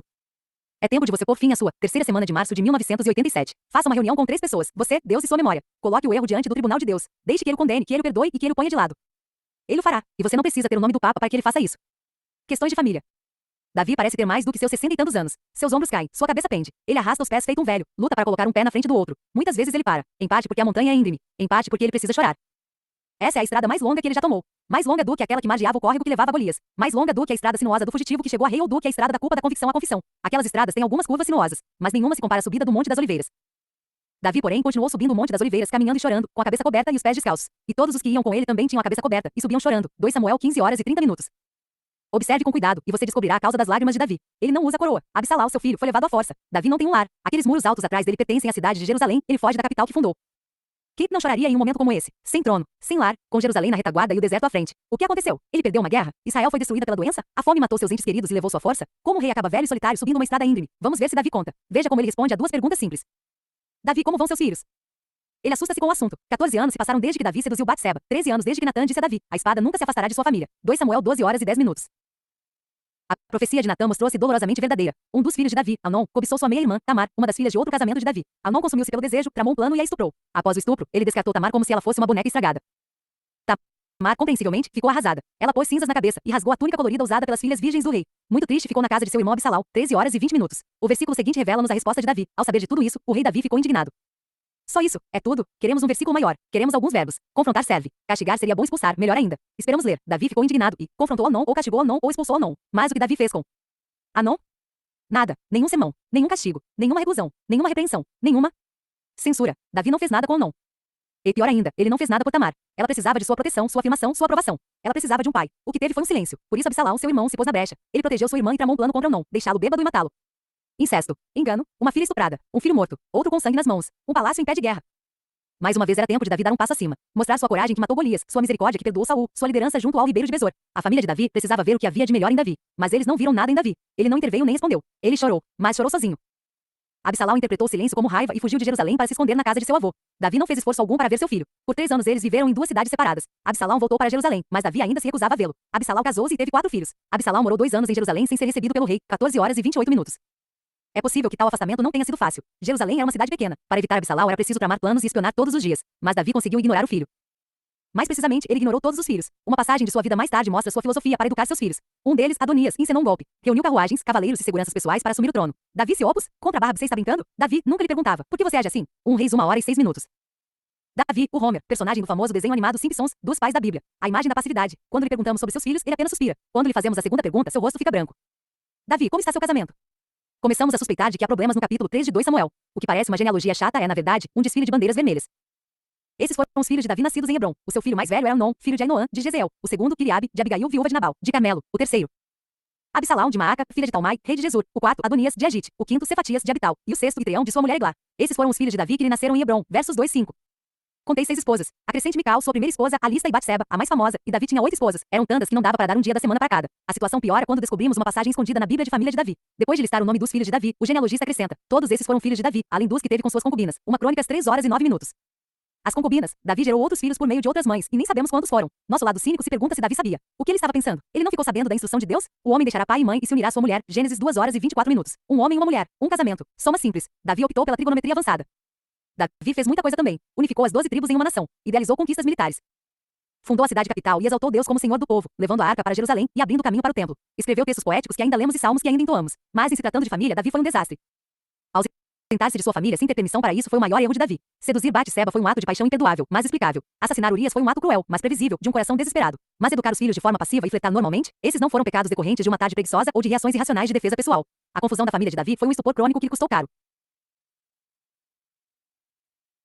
Alguns anos atrás, um jovem marido veio me procurar, orgulhoso por ter uma esposa em casa e uma amante em um apartamento. Ele usava a infidelidade de Davi para justificar a sua. Até disse que estava cogitando a poligamia. Afinal, Davi foi um polígamo. A resposta certa para tal burrice é: leia o restante da história. Contra Barra, você se lembra de Absalão? Davi por fim reconciliou-se com ele, mas era tarde demais. As sementes de amargura haviam espalhado raízes profundas. Absalão resolveu arruinar o pai. Recrutou homens do exército de Davi e encenou um golpe. Sua tomada de poder preparou o terreno para a triste saída de Davi de Jerusalém, para o Monte das Oliveiras e para o deserto. Sem coroa, sem cidade. Simplesmente um homem pesaroso, solitário e velho. Davi, porém, continuou subindo o Monte das Oliveiras caminhando e chorando, com a cabeça coberta e os pés descalços. 2 Samuel 15 horas e 30 minutos. Legalistas no final buscaram a queda de Absalão. Quando ele tenta escapar em um cavalo, seus cabelos longos se enroscam em uma árvore e os soldados lhe atravessam uma lança. Davi ouve a notícia e desaba: ah, meu filho Absalão. Meu filho Absalão. Quem me dera ter morrido em seu lugar. Ah, Absalão, meu filho. 18 horas e 33 minutos. Lágrimas tardias. Davi teve êxito em todos os lugares, menos em casa. E se você não se dá bem em casa, será que se dá bem de alguma maneira? Davi teria lucrado com o conselho do apóstolo Paulo. Pais, não irritem seus filhos. Efésios 6 horas e 4 minutos. Como explicamos o lar desastroso de Davi? Como explicamos o silêncio de Davi em se tratando de sua família? Nenhum salmo escrito sobre seus filhos. Sem dúvida, de todas as suas esposas, uma merecia um soneto ou cântico. Mas ele nunca falou sobre elas.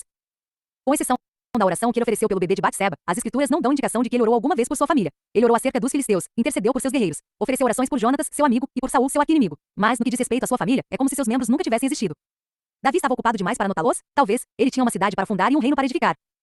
Ele era importante demais para cuidar deles, que as mulheres eduquem os filhos, lideraria a nação. Ele estava se sentindo culpado demais para apacentá-los? Afinal, como Davi, que havia seduzido Batseba, embriagado e assassinado Urias, podia corrigir seus filhos quando eles estupraram e assassinaram? Ocupado demais, importante demais, culpado demais, e agora, tarde demais, uma dúzia de saídas por demais demoradas, mas não é tarde demais para você. Seu lar é um privilégio do tamanho de um gigante, sua principal prioridade. Não cometa o erro trágico de Davi. Como você responderia?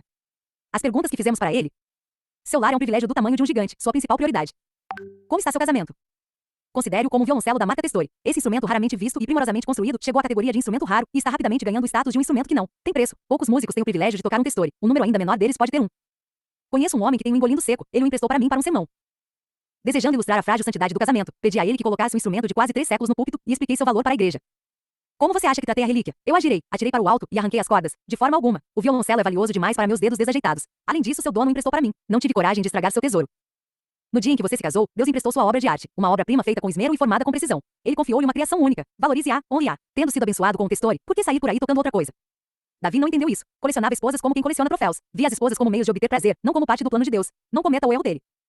Seja impetuosamente leal a um cônjuge. Impetuosamente leal. Sequer olhe 2 vezes para outra pessoa. Sem flertes, sem provocações, sem perder tempo na mesa dela ou demorar-se no escritório dele. Quem se importa se você dá a impressão de ser rude ou puritano? Você fez uma promessa. Cumpra-a. No dia em que você se casou, Deus emprestou sua obra de arte, uma obra-prima feita com esmero e formada com precisão. E, ao cumpri-la, eduque os filhos que Deus lhe dá. Como andam as coisas com seus filhos?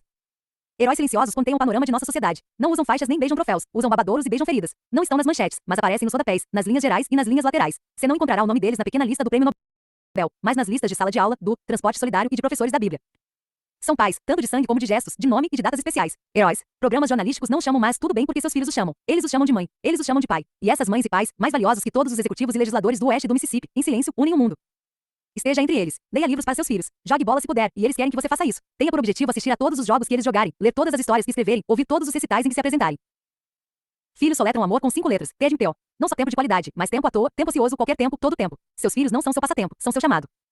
Seu cônjuge não é seu troféu, mas seu tesouro. Não pague o preço que Davi pagou. Podemos avançar alguns capítulos até chegarmos às últimas horas de Davi, para ver o terrível preço de uma família negligenciada. Veja como nosso herói morre. Davi está a algumas horas da sepultura. Começa uma sensação de frio que os cobertores não podem tirar. Os servos concluem que ele precisa de uma pessoa para aquecê-lo, alguém para abraçá-lo firmemente enquanto ele dá seus últimos suspiros. Filhos soletram amor com 5 letras, T-M-P-O. Eles recorrem a uma das esposas de Davi? Não. Chamam um de seus filhos? Não. Eles procuram em todo o território de Israel uma jovem que fosse bonita. A jovem, muito bonita, cuidava do rei e o servia, mas o rei não teve relações com ela. 1 Reis 1, 3,4. Acho que Davi teria trocado todas as suas coroas conquistadas pelos braços ternos de uma esposa. Mas era tarde demais. Ele morreu aos cuidados de uma estranha porque fez de sua família pessoas estranhas. Mas não é tarde demais para você. Faça de sua esposa objeto de sua maior devoção. Faça de seu marido o recipiente de sua mais profunda paixão. Ame a pessoa que usa sua aliança. E cuide das crianças que levam seu nome. Seja bem-sucedido em casa primeiro. Esperanças frustradas. Eu tinha no coração o propósito.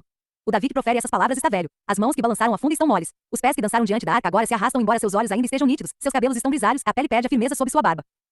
Eu tinha no coração o propósito. Uma multidão ouve. Cortesãos, conselheiros, camareiros e servos. Eles se reuniram a pedido de Davi. O rei está cansado. O tempo de sua partida está próximo. Eles ouvem quando ele fala. Eu tinha no coração o propósito de construir. Modo estranho de começar um discurso de despedida. Davi não menciona o que fez, mas o que queria fazer, mas não pôde. Eu tinha no coração o propósito de construir um templo para nele colocar a arca da aliança do Senhor, o estrado dos pés de nosso Deus. 1 Crônicas 28, 2.2. Um templo. Davi queria construir um templo. O que havia feito por Israel, ele queria fazer pela arca protegê-la. O que havia feito com Jerusalém, ele queria fazer com o templo, estabelecê-lo. E quem melhor do que ele para fazer isso? Não foi ele, literalmente, que escreveu o livro sobre adoração? Não foi ele que recuperou a arca da aliança? O templo teria sido seu canto do cisne, a obra assinada por ele. Davi esperara dedicar seus últimos anos à construção de um santuário para Deus. Pelo menos, essa fora sua intenção. Eu tinha no coração o propósito de construir um templo para nele colocar a arca da aliança do Senhor, o estrado dos pés de nosso Deus. Fiz planos para construí-lo. 28, 2.2. Planos. Arquitetos escolhidos. Construtores selecionados. Plantas e projetos, desenhos e números. As colunas do templo traçadas. Os degraus projetados. Eu tinha no coração o propósito. Fiz planos. Intenções, planos, mas nenhum templo. Por quê? Davi ficou desanimado? Não, ele continuava disposto. As pessoas resistiam? Dificilmente. Elas davam com generosidade. Os recursos eram escassos? Longe disso. Davi providenciou. Mais bronze do que se podia pesar. Mais toras de cedro do que se podia contar. 1 Crônicas 22, 2.3,4. Então o que aconteceu? Apareceu uma conjunção. As conjunções funcionam como as luzes de um farol em sentenças. Algumas como um e são verdes. Outras, como no entanto, são amarelas. Algumas são vermelhas. Vermelhas ditatoriais. Elas o fazem parar. Davi recebeu uma luz vermelha. Fiz planos para construí-lo, mas Deus me disse: você não construirá um templo em honra ao meu nome, pois você é um guerreiro e matou muita gente. Seu filho Salomão é quem construirá o meu templo e os meus pátios. 1 Crônicas 28, 2.23, 6 grifo meu. O temperamento sanguinário de Davi custou-lhe o privilégio de construir o templo. Tudo o que ele podia dizer era: eu tinha no coração o propósito. Fiz planos. Mas Deus, estou pensando em algumas pessoas que disseram as mesmas palavras. Deus tinha planos diferentes dos delas. Um homem esperou seus 35 anos para se casar. Decidido a escolher a esposa certa, ele, devotamente, não teve pressa. Quando a encontrou, eles mudaram-se para o oeste, compraram uma fazenda e começaram a vida juntos. Após 3 curtos anos, ela morreu em um acidente. Eu tinha no coração o propósito. Fiz planos. Mas Deus, um jovem casal transformou uma sala em um quarto de bebê. Forraram as paredes com papel decorativo, reformaram o berço, mas então, a esposa sofreu um aborto. Eu tinha no coração o propósito. Fiz planos. Mas Deus, William queria pregar. Aos 25 anos, ele já havia vivido o suficiente para saber que sua vida era para o ministério. Vendia obras de arte, ensinava línguas, negociava livros, conseguia ganhar a vida, mas não era uma vida. Sua vida era na igreja. Sua paixão estava voltada para as pessoas. Assim sua paixão o levou para as áreas carboníferas do sul da Bélgica. Lá, na primavera de 1879, esse holandês começou a ministrar para os mineiros simples e trabalhadores de borinagem. Em questão de semanas, sua paixão foi testada. Um desastre na exploração das minas feriu inúmeros aldeões. William trabalhou o dia todo cuidando dos feridos e alimentando os famintos. Ele até escavou as paredes das jazidas para ajudar seu povo. Depois que o entulho foi limpo e os mortos enterrados, o jovem pregador ganhou um lugar no coração deles. A igrejinha encheu-se de pessoas famintas de suas simples mensagens de amor. O jovem William estava fazendo o que sempre sonhou. Mas, certo dia, seu superior veio visitá-lo. O estilo de vida de William o deixou chocado. O jovem pregador usava um casaco de soldado velho. Suas calças eram feitas de tecido de saco, e ele vivia em uma cabana simples. William dava seu salário às pessoas. O oficial da igreja estava indiferente. Você parece mais patético que as pessoas a quem veio ensinar, ele disse. O que você faz com os momentos da vida em que os mas Deus aparecem?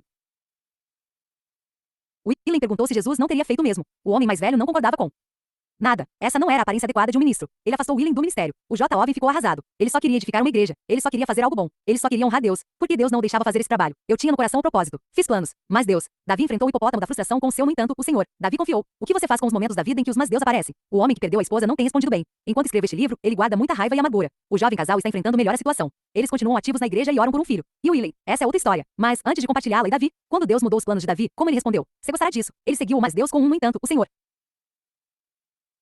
No entanto, o Senhor, o Deus de Israel, escolheu-me dentre toda a minha família para ser rei em Israel para sempre. Ele escolheu Judá como líder, e da tribo de Judá escolheu minha família, e entre os filhos de meu pai, ele quis fazer-me rei de todo Israel. 1 Crônicas 28, 2.4.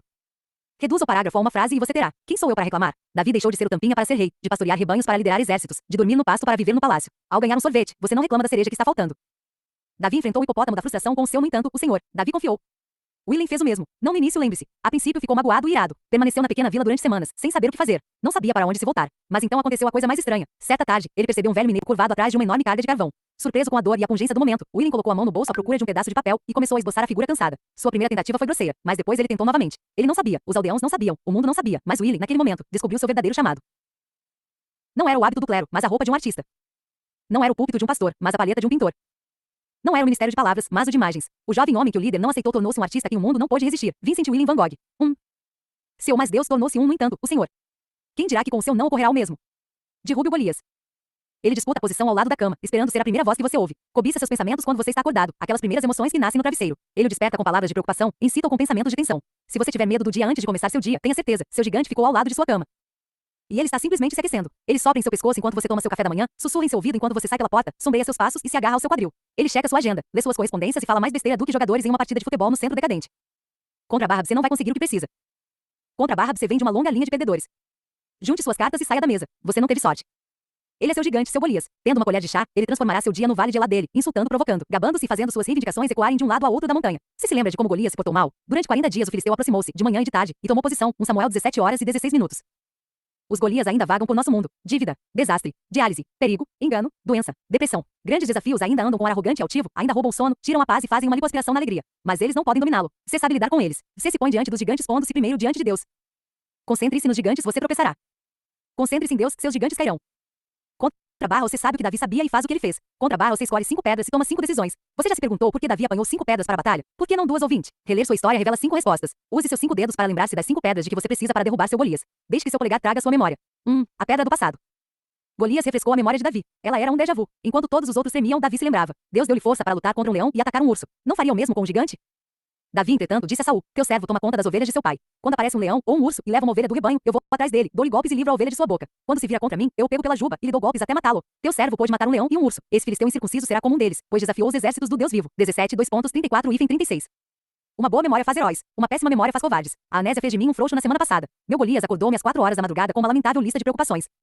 Escreva as preocupações de hoje na areia. Grave as vitórias de ontem na pedra. Nossa igreja estava tentando levantar verba para um prédio para os jovens. Mais dinheiro do que jamais havíamos arrecadado. O gigante acordou-me para escarnecer de mim, caras. Vocês são loucos. Vocês nunca vão juntar esse dinheiro. Eu não podia argumentar. A economia está quebrada. As pessoas estão estressadas. Talvez não levantemos o suficiente para comprar um tijolo. Golias estava me colocando em uma situação difícil. Mas então me lembrei de Davi, das 9 chances contra 2, da história do leão e do urso. Por isso decidi fazer o que Davi fez, cravar os olhos nas vitórias de Deus. Saí da cama, fui para a sala de estar, acendi a luz, peguei meu diário e comecei a fazer uma lista de conquistas do tamanho de leões e de ursos. Nos 5 anos anteriores, Deus havia levado. Item um empresário a doar vários acres de terra para a igreja. Item outra igreja a comprar nosso antigo prédio. Item membros a ir além das necessidades em suas doações, permitindo a igreja saldar 80% de suas dívidas. Deus fez isso antes, sussurrei. A cabeça de um leão está pendurada no saguão de entrada da igreja, e um tapete de pele de urso estendido no chão do templo. Nesse momento, ouvi uma batida, bem ali na sala de estar. Virei-me a tempo de ver os olhos de Golias entortarem, os joelhos dobrarem-se e o corpo cair no tapete com a cara no chão. Levantei-me e coloquei um pé sobre as costas dele e, tome isso, meninão. Lembrem-se das maravilhas que ele fez, uma Crônicas 16 horas e 12 minutos. Relacione os sucessos de Deus. Faça uma lista de seus registros mundiais. Ele não o fez andar sobre as muitas águas. Não se mostrou fiel. Vê, você não conheceu a provisão de Deus? Quantas noites você foi para a cama com fome? Quantas manhãs você acordou no frio? Ele transformou seus inimigos em animais mortos. Ao longo de uma estrada. Escreva as preocupações de hoje na areia. Grave as vitórias de ontem na pedra. Apanhe a pedra do passado. Depois escolha. 2. A pedra da oração. Observe o vale entre seu polegar e o indicador. Para passar de um para o outro, você tem de atravessá-lo. Deixe que ele o faça se lembrar da queda de Davi. Antes de subir, Davi desceu. Antes de subir para lutar, Davi desceu para se preparar. Não enfrente seu gigante sem primeiro fazer o mesmo. Dedique tempo à oração. A paz é prometida àquele que fixa os pensamentos e os desejos no rei. O apóstolo Paulo escreveu: orem no Espírito em todas as ocasiões com toda oração e súplica. Tendo isso em mente, estejam atentos e perseverem na oração. Efésios 6 horas e 18 minutos. A oração gerou os sucessos de Davi. Sua sabedoria junto ao ribeiro de Besor brotou do momento em que ele se fortaleceu no Senhor, o seu Deus. 1 Samuel 32.6. Quando os soldados de Saul tentaram capturá-lo, Davi voltou-se para Deus. Tu és o meu alto refúgio, abrigo seguro nos tempos difíceis. Salmo 59. 16. Como você sobrevive a uma vida de fugitivo nas cavernas? Davi sobreviveu com orações desse tipo: misericórdia, ó Deus, misericórdia, pois em ti a minha alma se refugia. Eu me refugiarei à sombra das tuas asas, até que passe o perigo. Clamo ao Deus Altíssimo, a Deus que para comigo cumpre o seu propósito. Salmo 57, 1,2. Quando Davi mergulhava sua mente em Deus, ele levantava-se. Quando não, ele caía. Você acha que ele passou muito tempo em oração na noite em que seduziu Batseba? Que ele escreveu um salmo no dia em que assassinou Urias? Improvável. Marque bem essa promessa. Tu, Senhor, guardarás em perfeita paz aquele cujo propósito está firme, por quem te confia. Isaías 26, 2.3. Deus não promete apenas paz, mas perfeita paz. A paz não adulterada, não manchada, não impedida. Para quem? Para aqueles cuja mente está concentrada em Deus. Esqueça as espiadas ocasionais. Ponha de lado as reflexões feitas ao acaso. A paz é prometida àquele que fixa os pensamentos e os desejos no rei. Peça a ajuda de Deus. Escolha a pedra da oração. E não negligencie. 3. A pedra da prioridade. Deixe que o seu dedo mais comprido faça se lembrar de sua prioridade mais importante, a reputação de Deus. Davi zelosamente a preservou. Ninguém difamaria seu Senhor. Davi lutou para que toda a terra saiba que há Deus em Israel. Todos os que estão aqui saberão que não é por espada ou por lança que o Senhor concede vitória, pois a batalha é do Senhor. 1 Samuel 17, 46,47. Veja sua luta como a tela de Deus. Nela, ele pintará sua supremacia multicolorida. Davi via Golias como uma chance de Deus se mostrar. Davi sabia que ele sairia vivo da batalha? Não, mas ele estava disposto a entregar a vida pela reputação de Deus. O que aconteceria se você visse seu gigante da mesma forma? Em vez de invejá-lo, dê-lhe as boas-vindas. Seu câncer é a chance de Deus flexionar os músculos de cura dele. Seu pecado é a oportunidade de Deus mostrar graça. Seu casamento em conflito pode estampar o poder de Deus. Veja sua luta como a tela de Deus. Nela, ele pintará sua supremacia multicolorida. Anuncie o nome de Deus e depois estenda a mão para apanhar. 4. A pedra da paixão.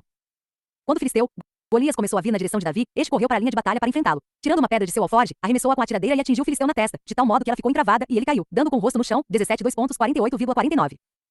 Davi correu não para longe, mas em direção ao seu gigante. De um lado do campo da batalha, Saul e seu covarde exército engoliam seco. Do outro, Golias e seus rachadores de esqueletos zombavam. Davi anestesiou o gigante porque provocou o Senhor. No meio, o menino pastor corria com suas pernas finas. Quem aposta em Davi? Quem aposta no menino de Belém? Não são os filisteus, não são os hebeus, não são os irmãos de Davi ou o rei de Davi, mas Deus. E, uma vez que Deus apostou, e uma vez que Davi soube disso, o tampinha Maricela tornou-se um vulto movendo os joelhos para cima e para baixo e fazendo girar sua funda. Ele correu em direção ao seu gigante. Faça o mesmo. O que pensar em seus problemas trouxe de bom para você? Contra Barrab se olhou por tanto tempo para Golias que pôde contar os pelos no peito dele. Isso ajudou? Não. Ouvir mágoas não irá curá-las. Detalhar problemas não irá resolvê-los. Classificar rejeições não irá removê-las. Davi anestesiou o gigante porque provocou o Senhor. Deixe seu dedo anular lembrá-lo de apanhar a pedra da paixão. Resta mais uma pedra e um dedo. 5. A pedra da persistência. Davi não pensou no que uma pedra faria. Ele sabia que Golias tinha 4 parentes hipopótamos. Isbi-Benob, descendente de Rafa. A ponta de bronze da lança de Isbi-Benob pesava 3 quilos e 600 gramas. 2 Samuel 21 horas e 16 minutos. Seife fez a lista, descrita como um dos descendentes de Rafa V18. Houve depois ela não matou Golias de Gate, que possuía uma lança cuja haste parecia uma lançadeira de tecelão V19. Esses 3 pareciam inofensivos comparados ao King Kong. Em Gate, havia um homem de grande estatura e que tinha 6 dedos em cada mão e 6 dedos em cada pé, 24 dedos ao todo. Ele também era descendente de Rafa. Esses 4 eram descendentes de Rafa, em Gate, versos 20 e 22. Por que Davi procurou 5 pedras? Talvez porque Golias tivesse 4 parentes do tamanho de um tiranossauro? Nunca desista. Pelo que Davi sabia, eles vinham correndo pela montanha para defender o parente. Davi estava pronto para esvaziar a alcova se fosse preciso. Imite-o. Nunca desista. Talvez uma oração seja suficiente. Talvez uma desculpa não resolva. Talvez um dia ou mês de decisões não seja suficiente. Talvez você seja derrubado 1 ou 2 vezes, mas não desista. Continue a carregar as pedras. Continue a balançar a funda. Davi apanhou 5 pedras. Ele tomou 5 decisões. Faça o mesmo. Passado, oração, prioridade, paixão e persistência. Da próxima vez em que Golias acordar você, pegue uma pedra. É provável que ele saia do quarto antes que você ponha a pedra na funda. Epílogo. O que começou em Belém. A história de Davi começou em um pasto com ovelhas. Cabeças cobertas de lã testemunharam seus primeiros dias. Campos tranquilos acolheram seus olhos de criança. Antes que as pessoas dessem atenção à sua mensagem, as ovelhas voltavam-se para seu grito. Faça uma fila com os bilhões de criaturas que ouviram a voz de Davi, e os comedores de pasto reivindicarão os primeiros lugares. A história de Davi começou em um pasto. Pasto de Belém, um pequeno vilarejo repousando nas suaves encostas, o lar dos pastores, a terra dos figos, das azeitonas e das vinhas. Não era exuberante, mas era suficiente. Não era conhecida pelo mundo, mas era conhecida por Deus, que por suas razões, escolheu Belém como a incubadora deste filho escolhido. Escolhido, de fato, escolhido por Deus, ungido do alto, separado pelo céu. O profeta declarou o chamado. A família ouviu. O rapaz das ovelhas seria um pastor de almas. O menino de Belém seria rei de Israel. Mas não antes de se tornar o alvo do inferno. A estrada fora de Belém era escarpada e perigosa. Levou a passar por um deserto cheio de lagartos, uma Jerusalém inflamada, conflito e perigo. Líderes resolveram matá-lo. Seu povo tentou apedrejá-lo. Sua própria família preferiu ridicularizá-lo. Algumas pessoas o exaltaram como rei, outras o subjugaram. Os portões de Jerusalém viram entrar como soberano e sair como um fugitivo. Ele, por fim, teve uma morte solitária na capital hebraica. Mas ele está longe de estar morto. Suas palavras ainda falam. Seu legado ainda vive. Quer o ame ou o odeie, a sociedade continua se voltando para ele, lendo seus pensamentos, refletindo sobre seus feitos, imaginando seu rosto. As escrituras apresentam poucas frases sobre sua aparência, por isso escultores e artistas têm enchido galerias com suas especulações. Michelangelo, Rembrandt, Da Vinci, telas, pedras, pinturas, esculturas. E livros, mais páginas foram dedicadas ao prodígio de Belém do que a qualquer outra figura na história. Não podemos parar de falar sobre ele. A areia já preencheu suas pegadas na Judéia milhares de vezes durante milhares de anos, mas ainda nos reunimos para refletir sobre sua vida. Você sabe quem estou descrevendo. Sabe, não sabe? O pasto, a unção, o chamado na infância, os inimigos de toda a vida, o deserto, Jerusalém, Judéia, a morte solitária, o legado interminável. Quem é este menino de Belém? Davi, é claro. Ou Jesus, talvez. Ou os dois. Liste vários fatos. Em cada um deles, descreva características idênticas de Davi e de Jesus. Surpreendente. Ainda mais idêntico é o fato de que podemos fazer o mesmo com a sua vida. Leia essas verdades e me diga. Quem estou descrevendo? Jesus, ou você? Nasceu de uma mãe. Conheceu a dor física. Gosta de uma boa festa. Rejeitado por amigos. Acusado injustamente. Adora histórias. Paga impostos com relutância. Canta. Afasta-se da religião gananciosa. Sente muito pelos solitários. Menosprezado pelos irmãos. Defende os pobres coitados. Fica acordado à noite por conta de preocupações. Conhecido por cochilar no meio de viagens. Acusado de ser arruaceiro demais. Tem medo da morte. Você. Jesus. Os dois. Parece que você, como Davi, tem muita coisa em comum com Jesus. Grande coisa? Acho que sim. Jesus entende você. Entende o anonimato da cidadezinha e a pressão da cidade grande. Andou por pastos de ovelhas e palácios de reis. Enfrentou a fome, o sofrimento e a morte, e quer enfrentá-los com você. Cristo fez-se um de nós para remir todos nós. Não temos em Jesus um sumo sacerdote que não possa compadecer-se das nossas fraquezas, mas sim alguém que, como nós, passou por todo tipo de tentação, porém sem pecado. Assim, aproximemo-nos do trono da graça com toda a confiança, a fim de recebermos misericórdia e encontrarmos graça que nos ajude no momento da necessidade. Hebreus 4, 15, 16. Ele fez-se um de nós, e fez isso para remir todos nós. As histórias de Davi e de Jesus compartilham muitos nomes: Belém, Judéia, Jerusalém, o Monte das Oliveiras, o Mar Morto, Engedi. Embora as histórias deles sejam semelhantes, não pense, nem por um instante, que eles são idênticos. Jesus não caiu com Batseba, não assassinou Urias ou encobriu o adultério. Jesus nunca saqueou uma vila, acampou com o inimigo ou negligenciou um filho. Ninguém acusou o filho mais justo de Belém de poligamia, crueldade ou adultério. Na verdade, ninguém conseguiu acusar Jesus de coisa alguma. Eles tentaram, meu Deus, como tentaram com tudo. Quando seus acusadores o chamaram de filho de Satanás, Jesus pediu que provassem. Qual de vocês pode me acusar de algum pecado? Se estou falando a verdade, por que vocês não creem em mim? João 8 horas e 46 minutos. Ninguém pôde. Os discípulos viajaram com ele. Os inimigos sondaram-no. Os admiradores examinaram-no. Mas ninguém pôde comprovar um só pecado seu. Ninguém o identificou no lugar errado. Ouviu dizer as palavras erradas, ouviu responder da maneira errada. Pedro, 3 anos na companhia de Jesus, disse: ele não comete pecado algum, e nenhum engano foi encontrado em sua boca. 1 Pedro 2 horas e 22 minutos. Pilatos foi o líder da versão romana da CIA, mas quando tentou encontrar falta em Jesus, não conseguiu. João 18 horas e 38 minutos. Até os demônios chamavam Jesus de o Santo de Deus. Lucas 4 horas e 34 minutos. Jesus nunca errou o alvo. Igualmente surpreendente é o fato de que ele nunca se distancia daqueles que o fazem. Leia o primeiro versículo do Evangelho de Mateus. Jesus conheceu os caminhos de Davi, testemunhou o adultério, assustou-se com os assassinatos e sofreu com a desonestidade. Mas as falhas de Davi não mudaram a relação de Jesus com ele. O primeiro versículo do primeiro capítulo do primeiro Evangelho chama Cristo de Filho de Davi, Mateus 1h01. O título não traz negações, explicações ou asteriscos. Acrescentei uma nota de rodapé. Essa conexão, de forma alguma, oferece uma tácita aprovação do comportamento de Davi. Tais palavras não aparecem. Davi foi um desastre. Jesus sabia. Mas mesmo assim ele reivindicou Davi. Ele fez por Davi o que meu pai fez por meu irmão e por mim. De volta aos nossos dias na escola primária, meu irmão ganhou uma pistola de ar comprimido no Natal. No mesmo instante, montamos um stand de tiro ao alvo no quintal e passamos a tarde atirando contra ele. Cansando-se da facilidade com que acertava o círculo, meu irmão mandou-me buscar um espelho de mão. De costas para o alvo, pôs a arma sobre o ombro, localizou que o espelho continha um preto no stand e fez a melhor imitação de um herói do faroeste. Mas errou o alvo. Também errou o depósito atrás do alvo e a cerca atrás do depósito. Não tínhamos a menor ideia de onde o chumbinho da pistola havia parado. No entanto, nosso vizinho do outro lado da viela soube. Ele logo apareceu na cerca do quintal dos fundos, perguntando quem havia atirado com a pistola e quem iria pagar pela porta de correr de vidro. Nesse momento, fingi não conhecer meu irmão. Mudei meu último nome e aleguei ser uma visita do Canadá que viera passar as férias ali. Meu pai foi mais nobre do que eu. Ouvindo barulho, ele apareceu no quintal, acabando de acordar de sua soneca no dia de Natal, e conversou com o vizinho. Entre suas palavras estavam as seguintes: sim, são meus filhos. Sim, vou pagar pelos erros deles. Cristo diz o mesmo a seu respeito. Ele sabe que você erra o alvo. Ele sabe que você não pode pagar por seus erros. Mas ele pode. Deus ofereceu como sacrifício para a propiciação mediante a fé, Romanos 3h25. Uma vez que não pecou, ele pôde. Uma vez que o ama, ele o fez. Nisso consiste o amor. Não em que nós tenhamos amado a Deus, mas em que ele nos amou e enviou seu filho como propiciação pelos nossos pecados, com João 4h10. Jesus o chama de irmão, ele a chama de irmã. A pergunta é: você o chama de Salvador? Ele se fez um de nós para remir todos nós. Tanto que santifica quanto os que são santificados provém de um só. Por isso Jesus não se envergonha de chamá-los irmãos. Hebreus 2h11. Ele não teve vergonha de Davi. Ele não tem vergonha de você. Ele o chama de irmão, ele a chama de irmã. A pergunta é: você o chama de Salvador? Reserve um momento para responder a essa pergunta. Talvez você nunca o tenha chamado. Talvez você nunca tenha sabido quanto Cristo o ama. Agora você sabe. Jesus não renegou Davi. Ele não irá renegá-lo. Ele simplesmente espera seu convite. Uma palavra sua e Deus fará novamente o que fez com Davi e com milhões como ele. Ele irá reivindicá-lo, salvá-lo e usá-lo. Qualquer palavra servirá, mas essas parecem apropriadas. Jesus, confio minha vida a ti. Quero tornar-te meu mestre, Salvador e matador de gigantes. Confio meu coração a ti e entrego minha vida a ti. Amém. Faça uma oração dizendo essas palavras com um coração sincero e tenha certeza disso. Seu maior Golias caiu. Suas falhas foram lavadas e a morte anulada. O poder que transformou os gigantes de Davi em pigmeus fez o mesmo com você. Contra a barra você pode encarar os seus gigantes. Por quê? Porque você antes se deparou com Deus. Guia de estudos.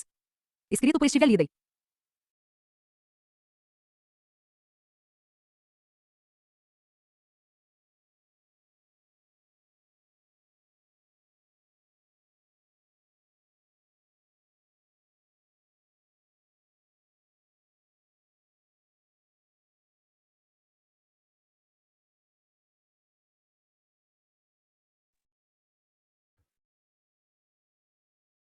Luiz Marcelo.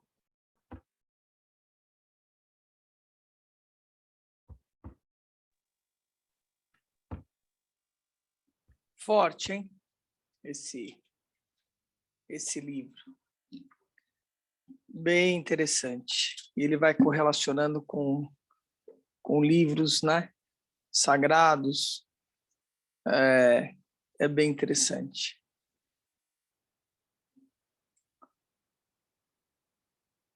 Cinco dedos: o passado, a oração, a prioridade, a paixão e a persistência. O gigante que acorda com você. É a nossa sombra, né? Está falando a respeito da nossa sombra e está falando a respeito dessa energia diabólica, né? Que pega essa vibração nossa. É desse lugar que está falando.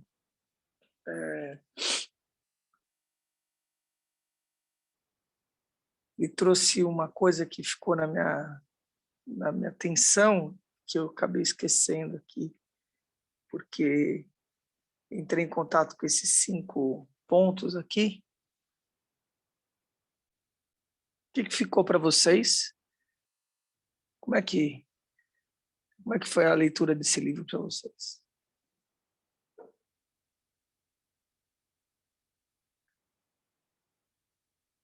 Ah, eu lembrei o que ele falou. Cuidado com o alto, que você fica turvo e cego. E eu acho que isso está acontecendo com uma pessoa que a gente conhece aí. Tá turvo e cego. Eu acho só. Mas isso pode acontecer com todos nós. Sobe mais perto do sol, mais perto do céu, com ar rarefeito, ou seja, quanto mais sutil, Quanto mais em conexão, menos você escuta os humanos. Precisa tomar cuidado com isso. É isso que eu lembrei. E aí, queridos, como é que ficou essa leitura? Falem aí.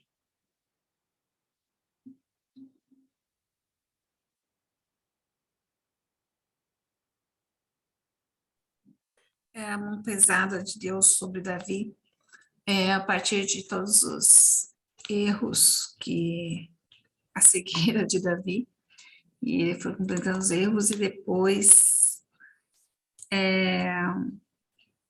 sobre a mão pesada de Deus na família seguinte, né, no que foi acontecendo, né, um filho que cometeu um estupro com a própria irmã, um assassinato, o outro filho que teve que fugir e se voltou contra o pai, sendo seu próprio inimigo.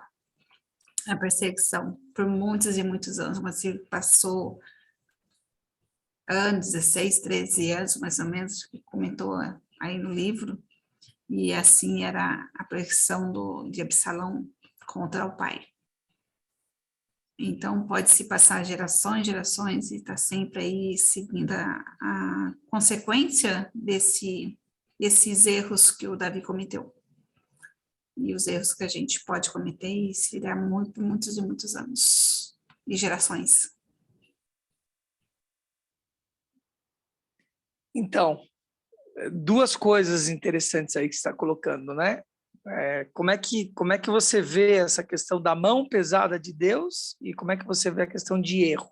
Você trouxe duas coisas aí.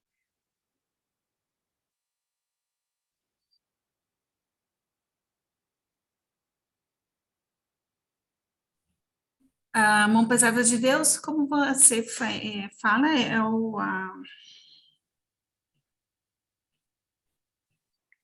é causa e efeito.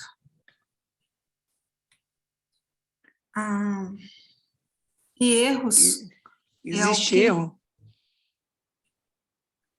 ele sem saber o que é certo e errado, o que é... Mas o que é certo e errado? O que é certo e errado, né? Não se fala, você não vê em nenhum momento se falar, inclusive na Bíblia, sobre errado, né? Fala sobre transgressão, fala sobre iniquidade, fala sobre pecado, mas não fala sobre erro. Fala sobre princípios. Então, ele deixou de fazer aquilo que ele deveria fazer, né? E que sabia que deveria fazer, porque ficou torpe, né? Esse é o lugar. E é interessante a sua colocação no sentido do que foi toda a mentoria de ontem, né? Sobre justiça. Quando você fala que passa de geração em geração, você percebe a relação com o que nós conversamos ontem na mentoria, com o que é o oitavo caminho, o caminho da justiça. Arma-se um punhal para a eternidade. É exatamente isso. Está armando um punhal para a eternidade. Está armando uma arma, disparando para pegar a bala lá na frente, na história. Agora, tem como desviar esse punhal, né? Ou parar essa bala? Tem. Como? Assumindo a transgressão, seja sua, seja do seu clã familiar, diante de quem? Do Deus vivo, pedindo a misericórdia dele. Que é compassivo, que é misericordioso, mas precisa assumir a transgressão, precisa primeiro descobrir, né? Qual foi a transgressão, se é geracional. Se ela é geracional, qual foi a transgressão? Aí. É só olhar o estado de vibração, como é que está vibrando o clã familiar. Olha o clã familiar e vê como é que ele está vibrando. E assume esse lugar, né? Como parte desse clã. Todos nós somos filhos de Davi, de Enoque, de Ismael.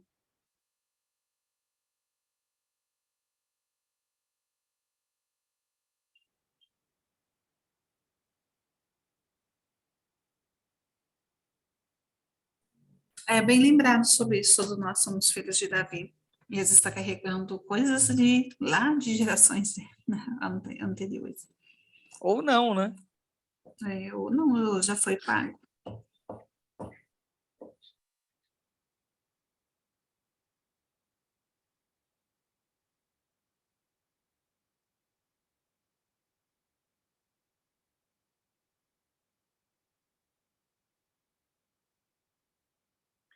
Interessante como ele termina, né? Como ele termina essa reflexão antes do epílogo, né? Como ele termina essa reflexão, por que que ele derrubou Golias, né? Sobre a fé e o sacrifício.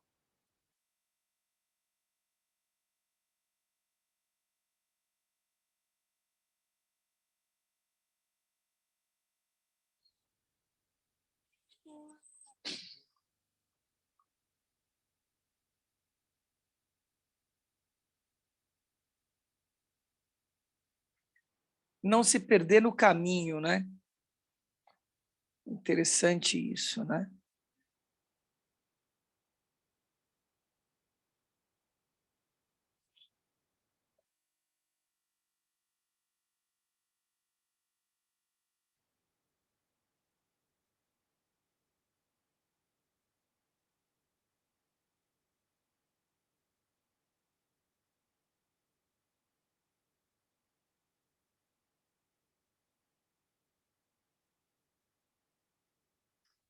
Ele traz também E aqui nesse... Sim, fale. eu perdi uma parte lá, mas isso me chamou a atenção. Onde que Davi é questionado, por que que o rico rouba do pobre? Onde que matou, né, as ovelhas lá do pobre que recebeu e que acolheu ele. E, e ele é questionado isso, né? Como o rico pode roubar do pobre?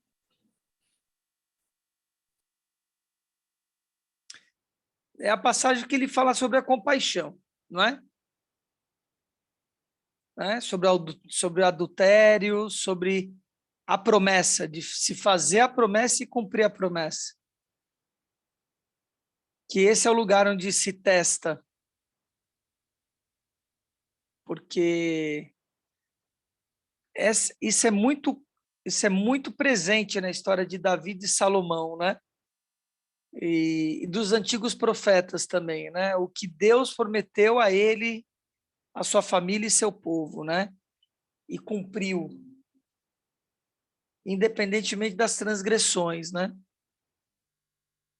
De um ser ou outro.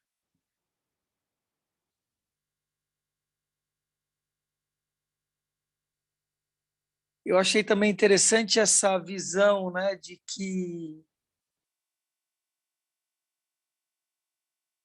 você tem a vontade, mas você não tem a permissão de Deus, né? De ter um filho, de fazer o templo.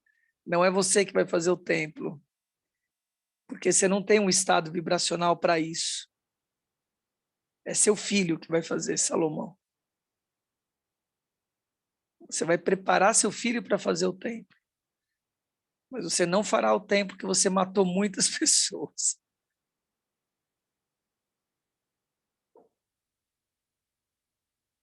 Então, é interessante isso, porque tem estados vibracionais que você não vai limpar em uma encarnação.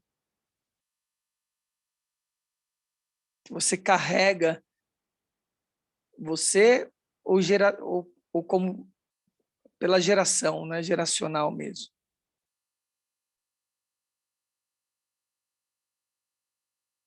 Essa drenagem que tem que fazer. Por isso que nesse sentido eu tenho falado muito isso, eu não vejo ninguém falando isso. Ninguém. De que esse vírus, a Covid, é um vírus de purificação do planeta, vibracional. Que ele veio para realmente mudar o estado vibracional.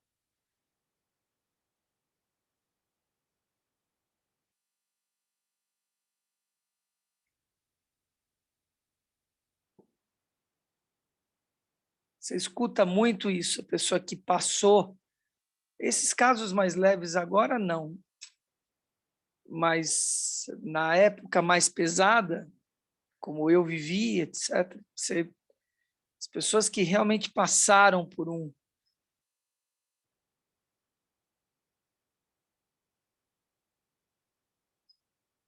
alguns estados, né, corporal e social, de isolamento. Você escuta muito esse relato, né, de que a pessoa sai do processo diferente do que ela entrou, com uma outra consciência. Então, imagina isso, bilhões de pessoas vivendo.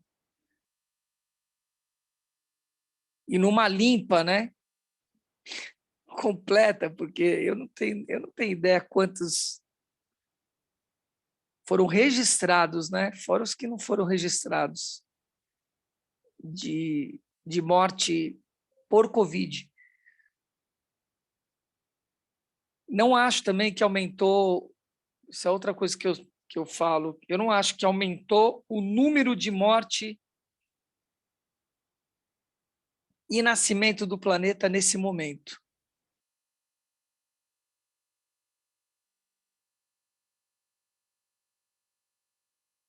Eu acho que só foi noticiado, entende?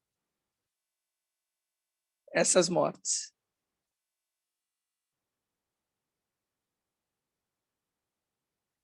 Se você pega a contagem mundial de nascimento e morte, você tem 5 nascimentos por segundo no planeta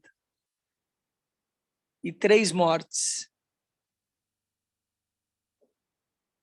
Acho que é isso. 5 por segundo no planeta. Eu não fiz essa conta, não vou fazer agora de cabeça aqui, né, para entender se houve um aumento. Eu acho que não houve um aumento. Só teve uma divulgação das mortes que acontecem. Pode ser que tenha tido um aumento.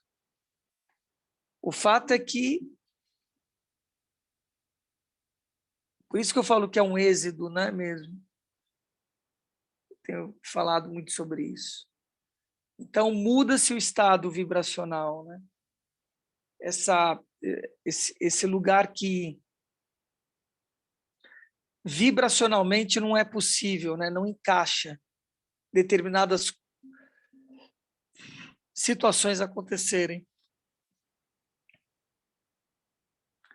Esse exemplo do corpo virginal de Maria, porque a questão da virgindade de Maria não tem nada a ver com o ímen dela, tem a ver com os átomos dela. Ela foi purificada atomicamente para poder receber a energia crística. Essa é a verdade. E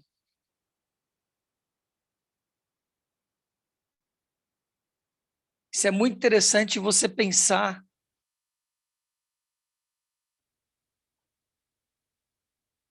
o seu estado vibracional quanto alma, que vai encarnar num corpo preparado para aquela vibração.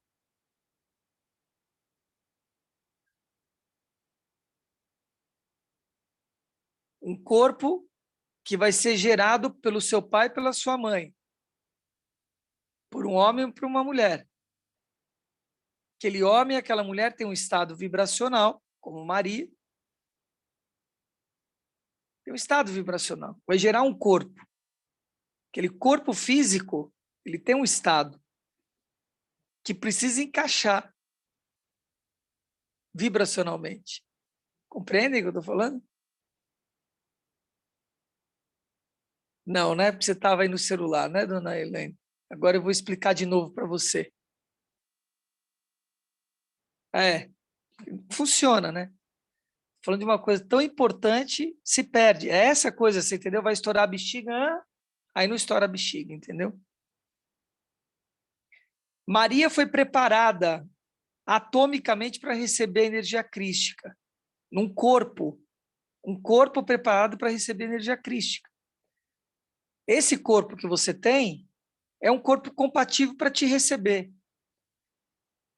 vibracionalmente. Por isso que não há nada de errado no nosso pai, na nossa mãe, né? E a gente recebe aquilo que a gente vibracionalmente tá constituído. Cara, isso é outra coisa que vocês não vão escutar em lugar algum, é as coisas cabeçudas do Luiz Marcelo. Você acha que eu não estou prestando atenção, mas eu estou, e eu ainda não entendi. Esperma do seu Francisco, entendeu? Do seu Frederico, esperma do seu Frederico, com o óvulo, entendeu? Da dona Mara. Fez esse corpo aí, numa frequência. Esse corpo tem a mesma frequência que o meu corpo, que o corpo da Luzia Solange, do Juramar, atomicamente. Não, mas então, de certa forma, eu peguei a frequência deles, não é Não, isso? não, não. Você encarnou num corpo que era compatível a essa frequência. É isso que eu estou dizendo.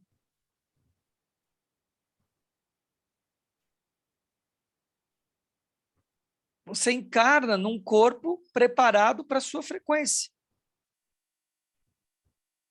E por uma lei de atração. Não tem de novo, alguém olhando, é aquele ali. Não. Ploc.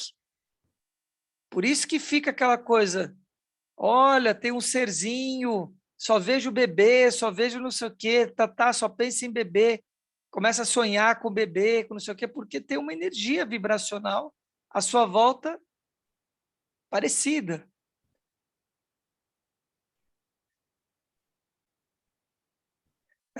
A constelação familiar fala sobre isso, dos afins. É verdade. Entendeu agora, Helene? Uhum.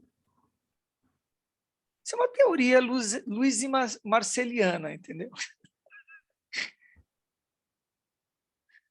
Teoria que para mim faz muito sentido, entendeu? Olhando toda a constituição da história, né? Então, por isso a gente carrega essa questão geracional, porque são os afins, são os irmãos de alma, as almas gêmeas e assim por diante, que estão aí, acoplados, né?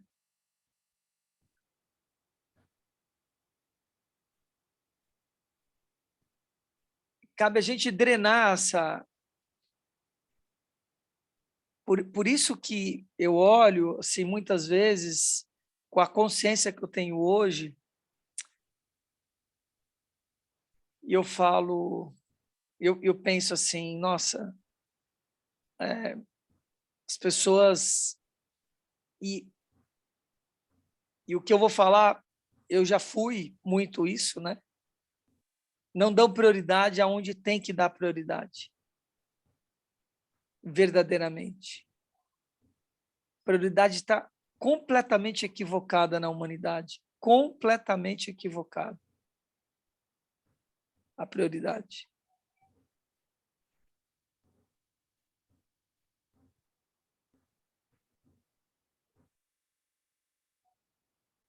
Há um estado de sedução, de desvio de coisas o tempo todo para a gente. Se coloca a importância e prioridade em lugares que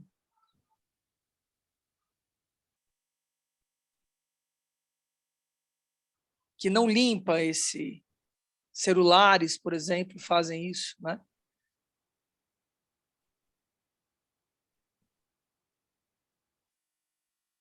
podem fazer isso.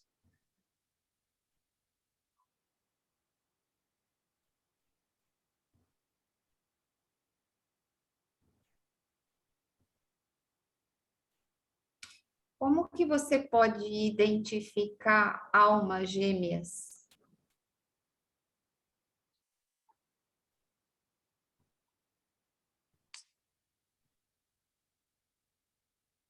Bom, tem algumas formas, assim, né? Primeiro, esse é o lugar da empatia pura e plena, né?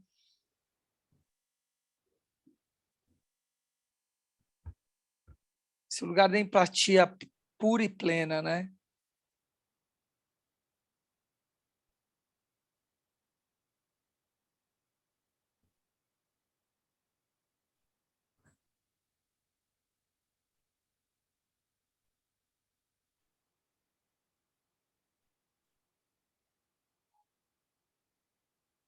Eu nunca ouvi falar desse nome, Matheus, para ser bem sincero, chama gêmeas. Mas eu entendo que quando a gente fala de alma, a alma é, de alguma forma, um fogo sagrado, né? Para mim é a mesma coisa, eu escutando, mas eu nunca li e ouvi falar disso, chama gêmeas, né? Mas eu acho que é a mesma coisa. A alma somos nós, né? É...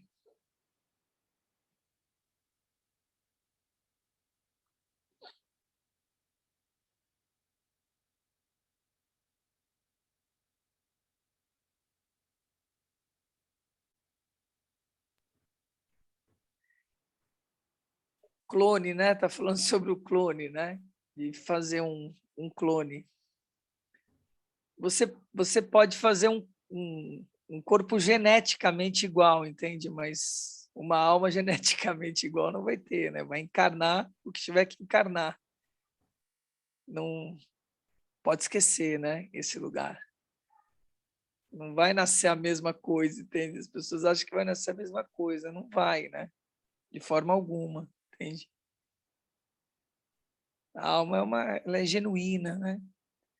Esse é o lugar que eu falo da transmigração, né? Se a gente entender de encarnação ou crer nesse lugar, esse é o lugar que transmigra, né? A alma passa de um corpo para o outro corpo. No estado vibracional, como a gente acabou de falar, né? Então, a identificação dessa alma gêmea é pela questão afins, né? Lugar em que você tem uma identificação, uma empatia, né? Que você olha e fala, nossa, parece que eu conheço essa pessoa há 30 anos, por exemplo. E que não há absolutamente nenhum desacordo. Por exemplo, eu e a Heloísa, né? É algo parecido com isso. Eu e o Claudinei, que é um amigo meu, irmão de alma. E pelo que a gente sabe, são 12 almas de 12 círculos. São 144 almas gêmeas. 12 de 12, 144.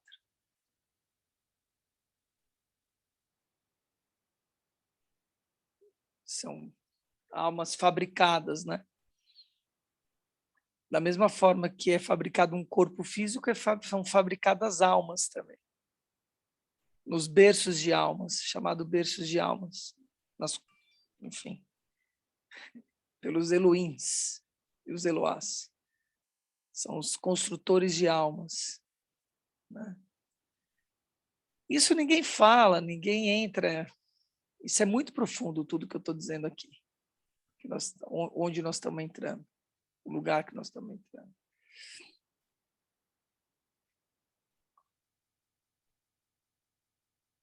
A ignorância do ser humano chega num ponto ainda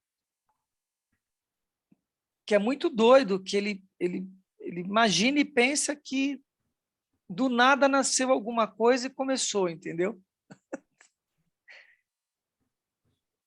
né? O exemplo que eu dou a respeito disso, o exemplo que eu dou a respeito disso é muito simples, né? Imagina, nós estamos chegando em Marte agora. Os seres humanos estão chegando em Marte. Mas há alguns anos, né? Sonda já pousou, está sendo construída uma nave, tem tecnologia, tudo, mas há alguns anos nós estamos em Marte. Os seres humanos estão em Marte, pousando em Marte. Imagina que vai lá, constrói uma colônia em Marte, retira todas as naves e deixa a colônia lá.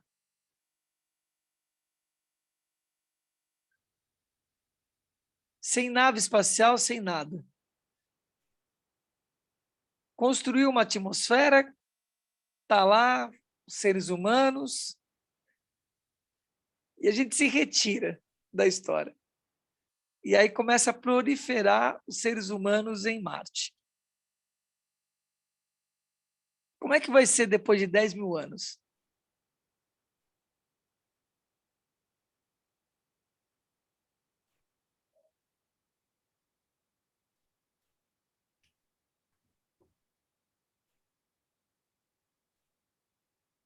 Marte cheio de marciano, isso que não sabe de onde vieram, entendeu? Que aí começa, entendeu? O Deus de Marte, o Deus de não sei o quê. Cara, ai, gente, tem que ler Deuses Atômicos. Vocês precisam ler um livro chamado Deuses Atômicos. Mas é necessário essa ignorância, essa cegueira. Não é uma questão de é processo, né? Não é uma questão de necessário ou não necessário. Se você olhar a ignorância de hoje, ela é muito menor do que há 1000 anos atrás, mas ainda há uma ignorância em relação a esse lugar. Aí nós vamos falar da proporção 72, 24, 4, que a gente sempre fala, que eu sempre trago aqui, e assim por diante. Bom, o papo tá bom? Alguém quer fazer mais alguma pergunta? Colocação, Liana, Matheus, Juramar. Eu nunca vi Matheus falando aqui. Vocês já viram Matheus falando alguma coisa aqui? É mesmo? Matheus, eu nunca vi você falando aqui, Matheus. Não tive esse prazer. Foi quando eu não estava aqui, né? Ô, meu caro, Ó, algumas Matheus. poucas vezes, mas nós vamos aumentar essa frequência aqui. Tá bom. Como é que foi o livro para você, irmão? É um pouco transgressor, né? Quando ele fala dessa percepção, né? Principalmente dos 5 dedos ali, que você percebe que parece que o próprio Golias, né, é o Davi. Eu acho que tá tudo é como se fosse assim partes de um ser, né? Então tudo aquilo que ele vive ali, os elementos que são utilizados parece que são partes do próprio Davi. Então a gente percebe que nós mesmos temos que lidar com tudo isso que está dentro de nós. Na semana passada que a gente viu a passagem de Tito, né, Paulo a Tito, É, e que ele fala que tudo é puro para quem é puro, para aquele que é é. puro. Então a gente remete isso aí também às leis herméticas, que o que é dentro é igual o que é fora. Então tudo que a gente está vendo, nós que estamos projetando. Se a gente que está projetando é uma visão interna, né, daquilo que está passando na nossa cabeça, na nossa áurea. Caverna de Platão, né? Exato. É uma projeção. É isso mesmo. Sombra, luz e sombra, né? E aí a polaridade. Muito legal você ter trazido isso, a questão do hermetismo, né? Legal, Matheus. Muito bom. Gratidão pela contribuição, por estar aí. Bom. Juramar, quer falar alguma coisa? Juramar. Liana. Liana deve estar debaixo da ducha, lá no calor do Nordeste. Por isso que ela não consegue falar.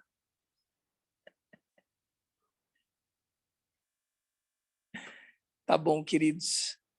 Então, findamos mais um livro, aliás, 2 numa semana. Essa foi, cara, 3, né? Porque eu vou te falar, cara, Isaías é um livro mesmo, né? Isaías é um livro, 6 horas e 50, cara, de gravação. Olha que doideira, nós demos conta. Tá certo. Vamos ver o que nos reserva a semana que vem, tá bom? Queridos, um beijo na alma de vocês. Sintam a bênção que é a sexta-feira, que já é o dia. Coloca prioridade aonde tem que colocar prioridade, sem contenda, harmonia plena e pura, sem criar nó. Deixa fluir, vamos fluir as coisas, tá bom?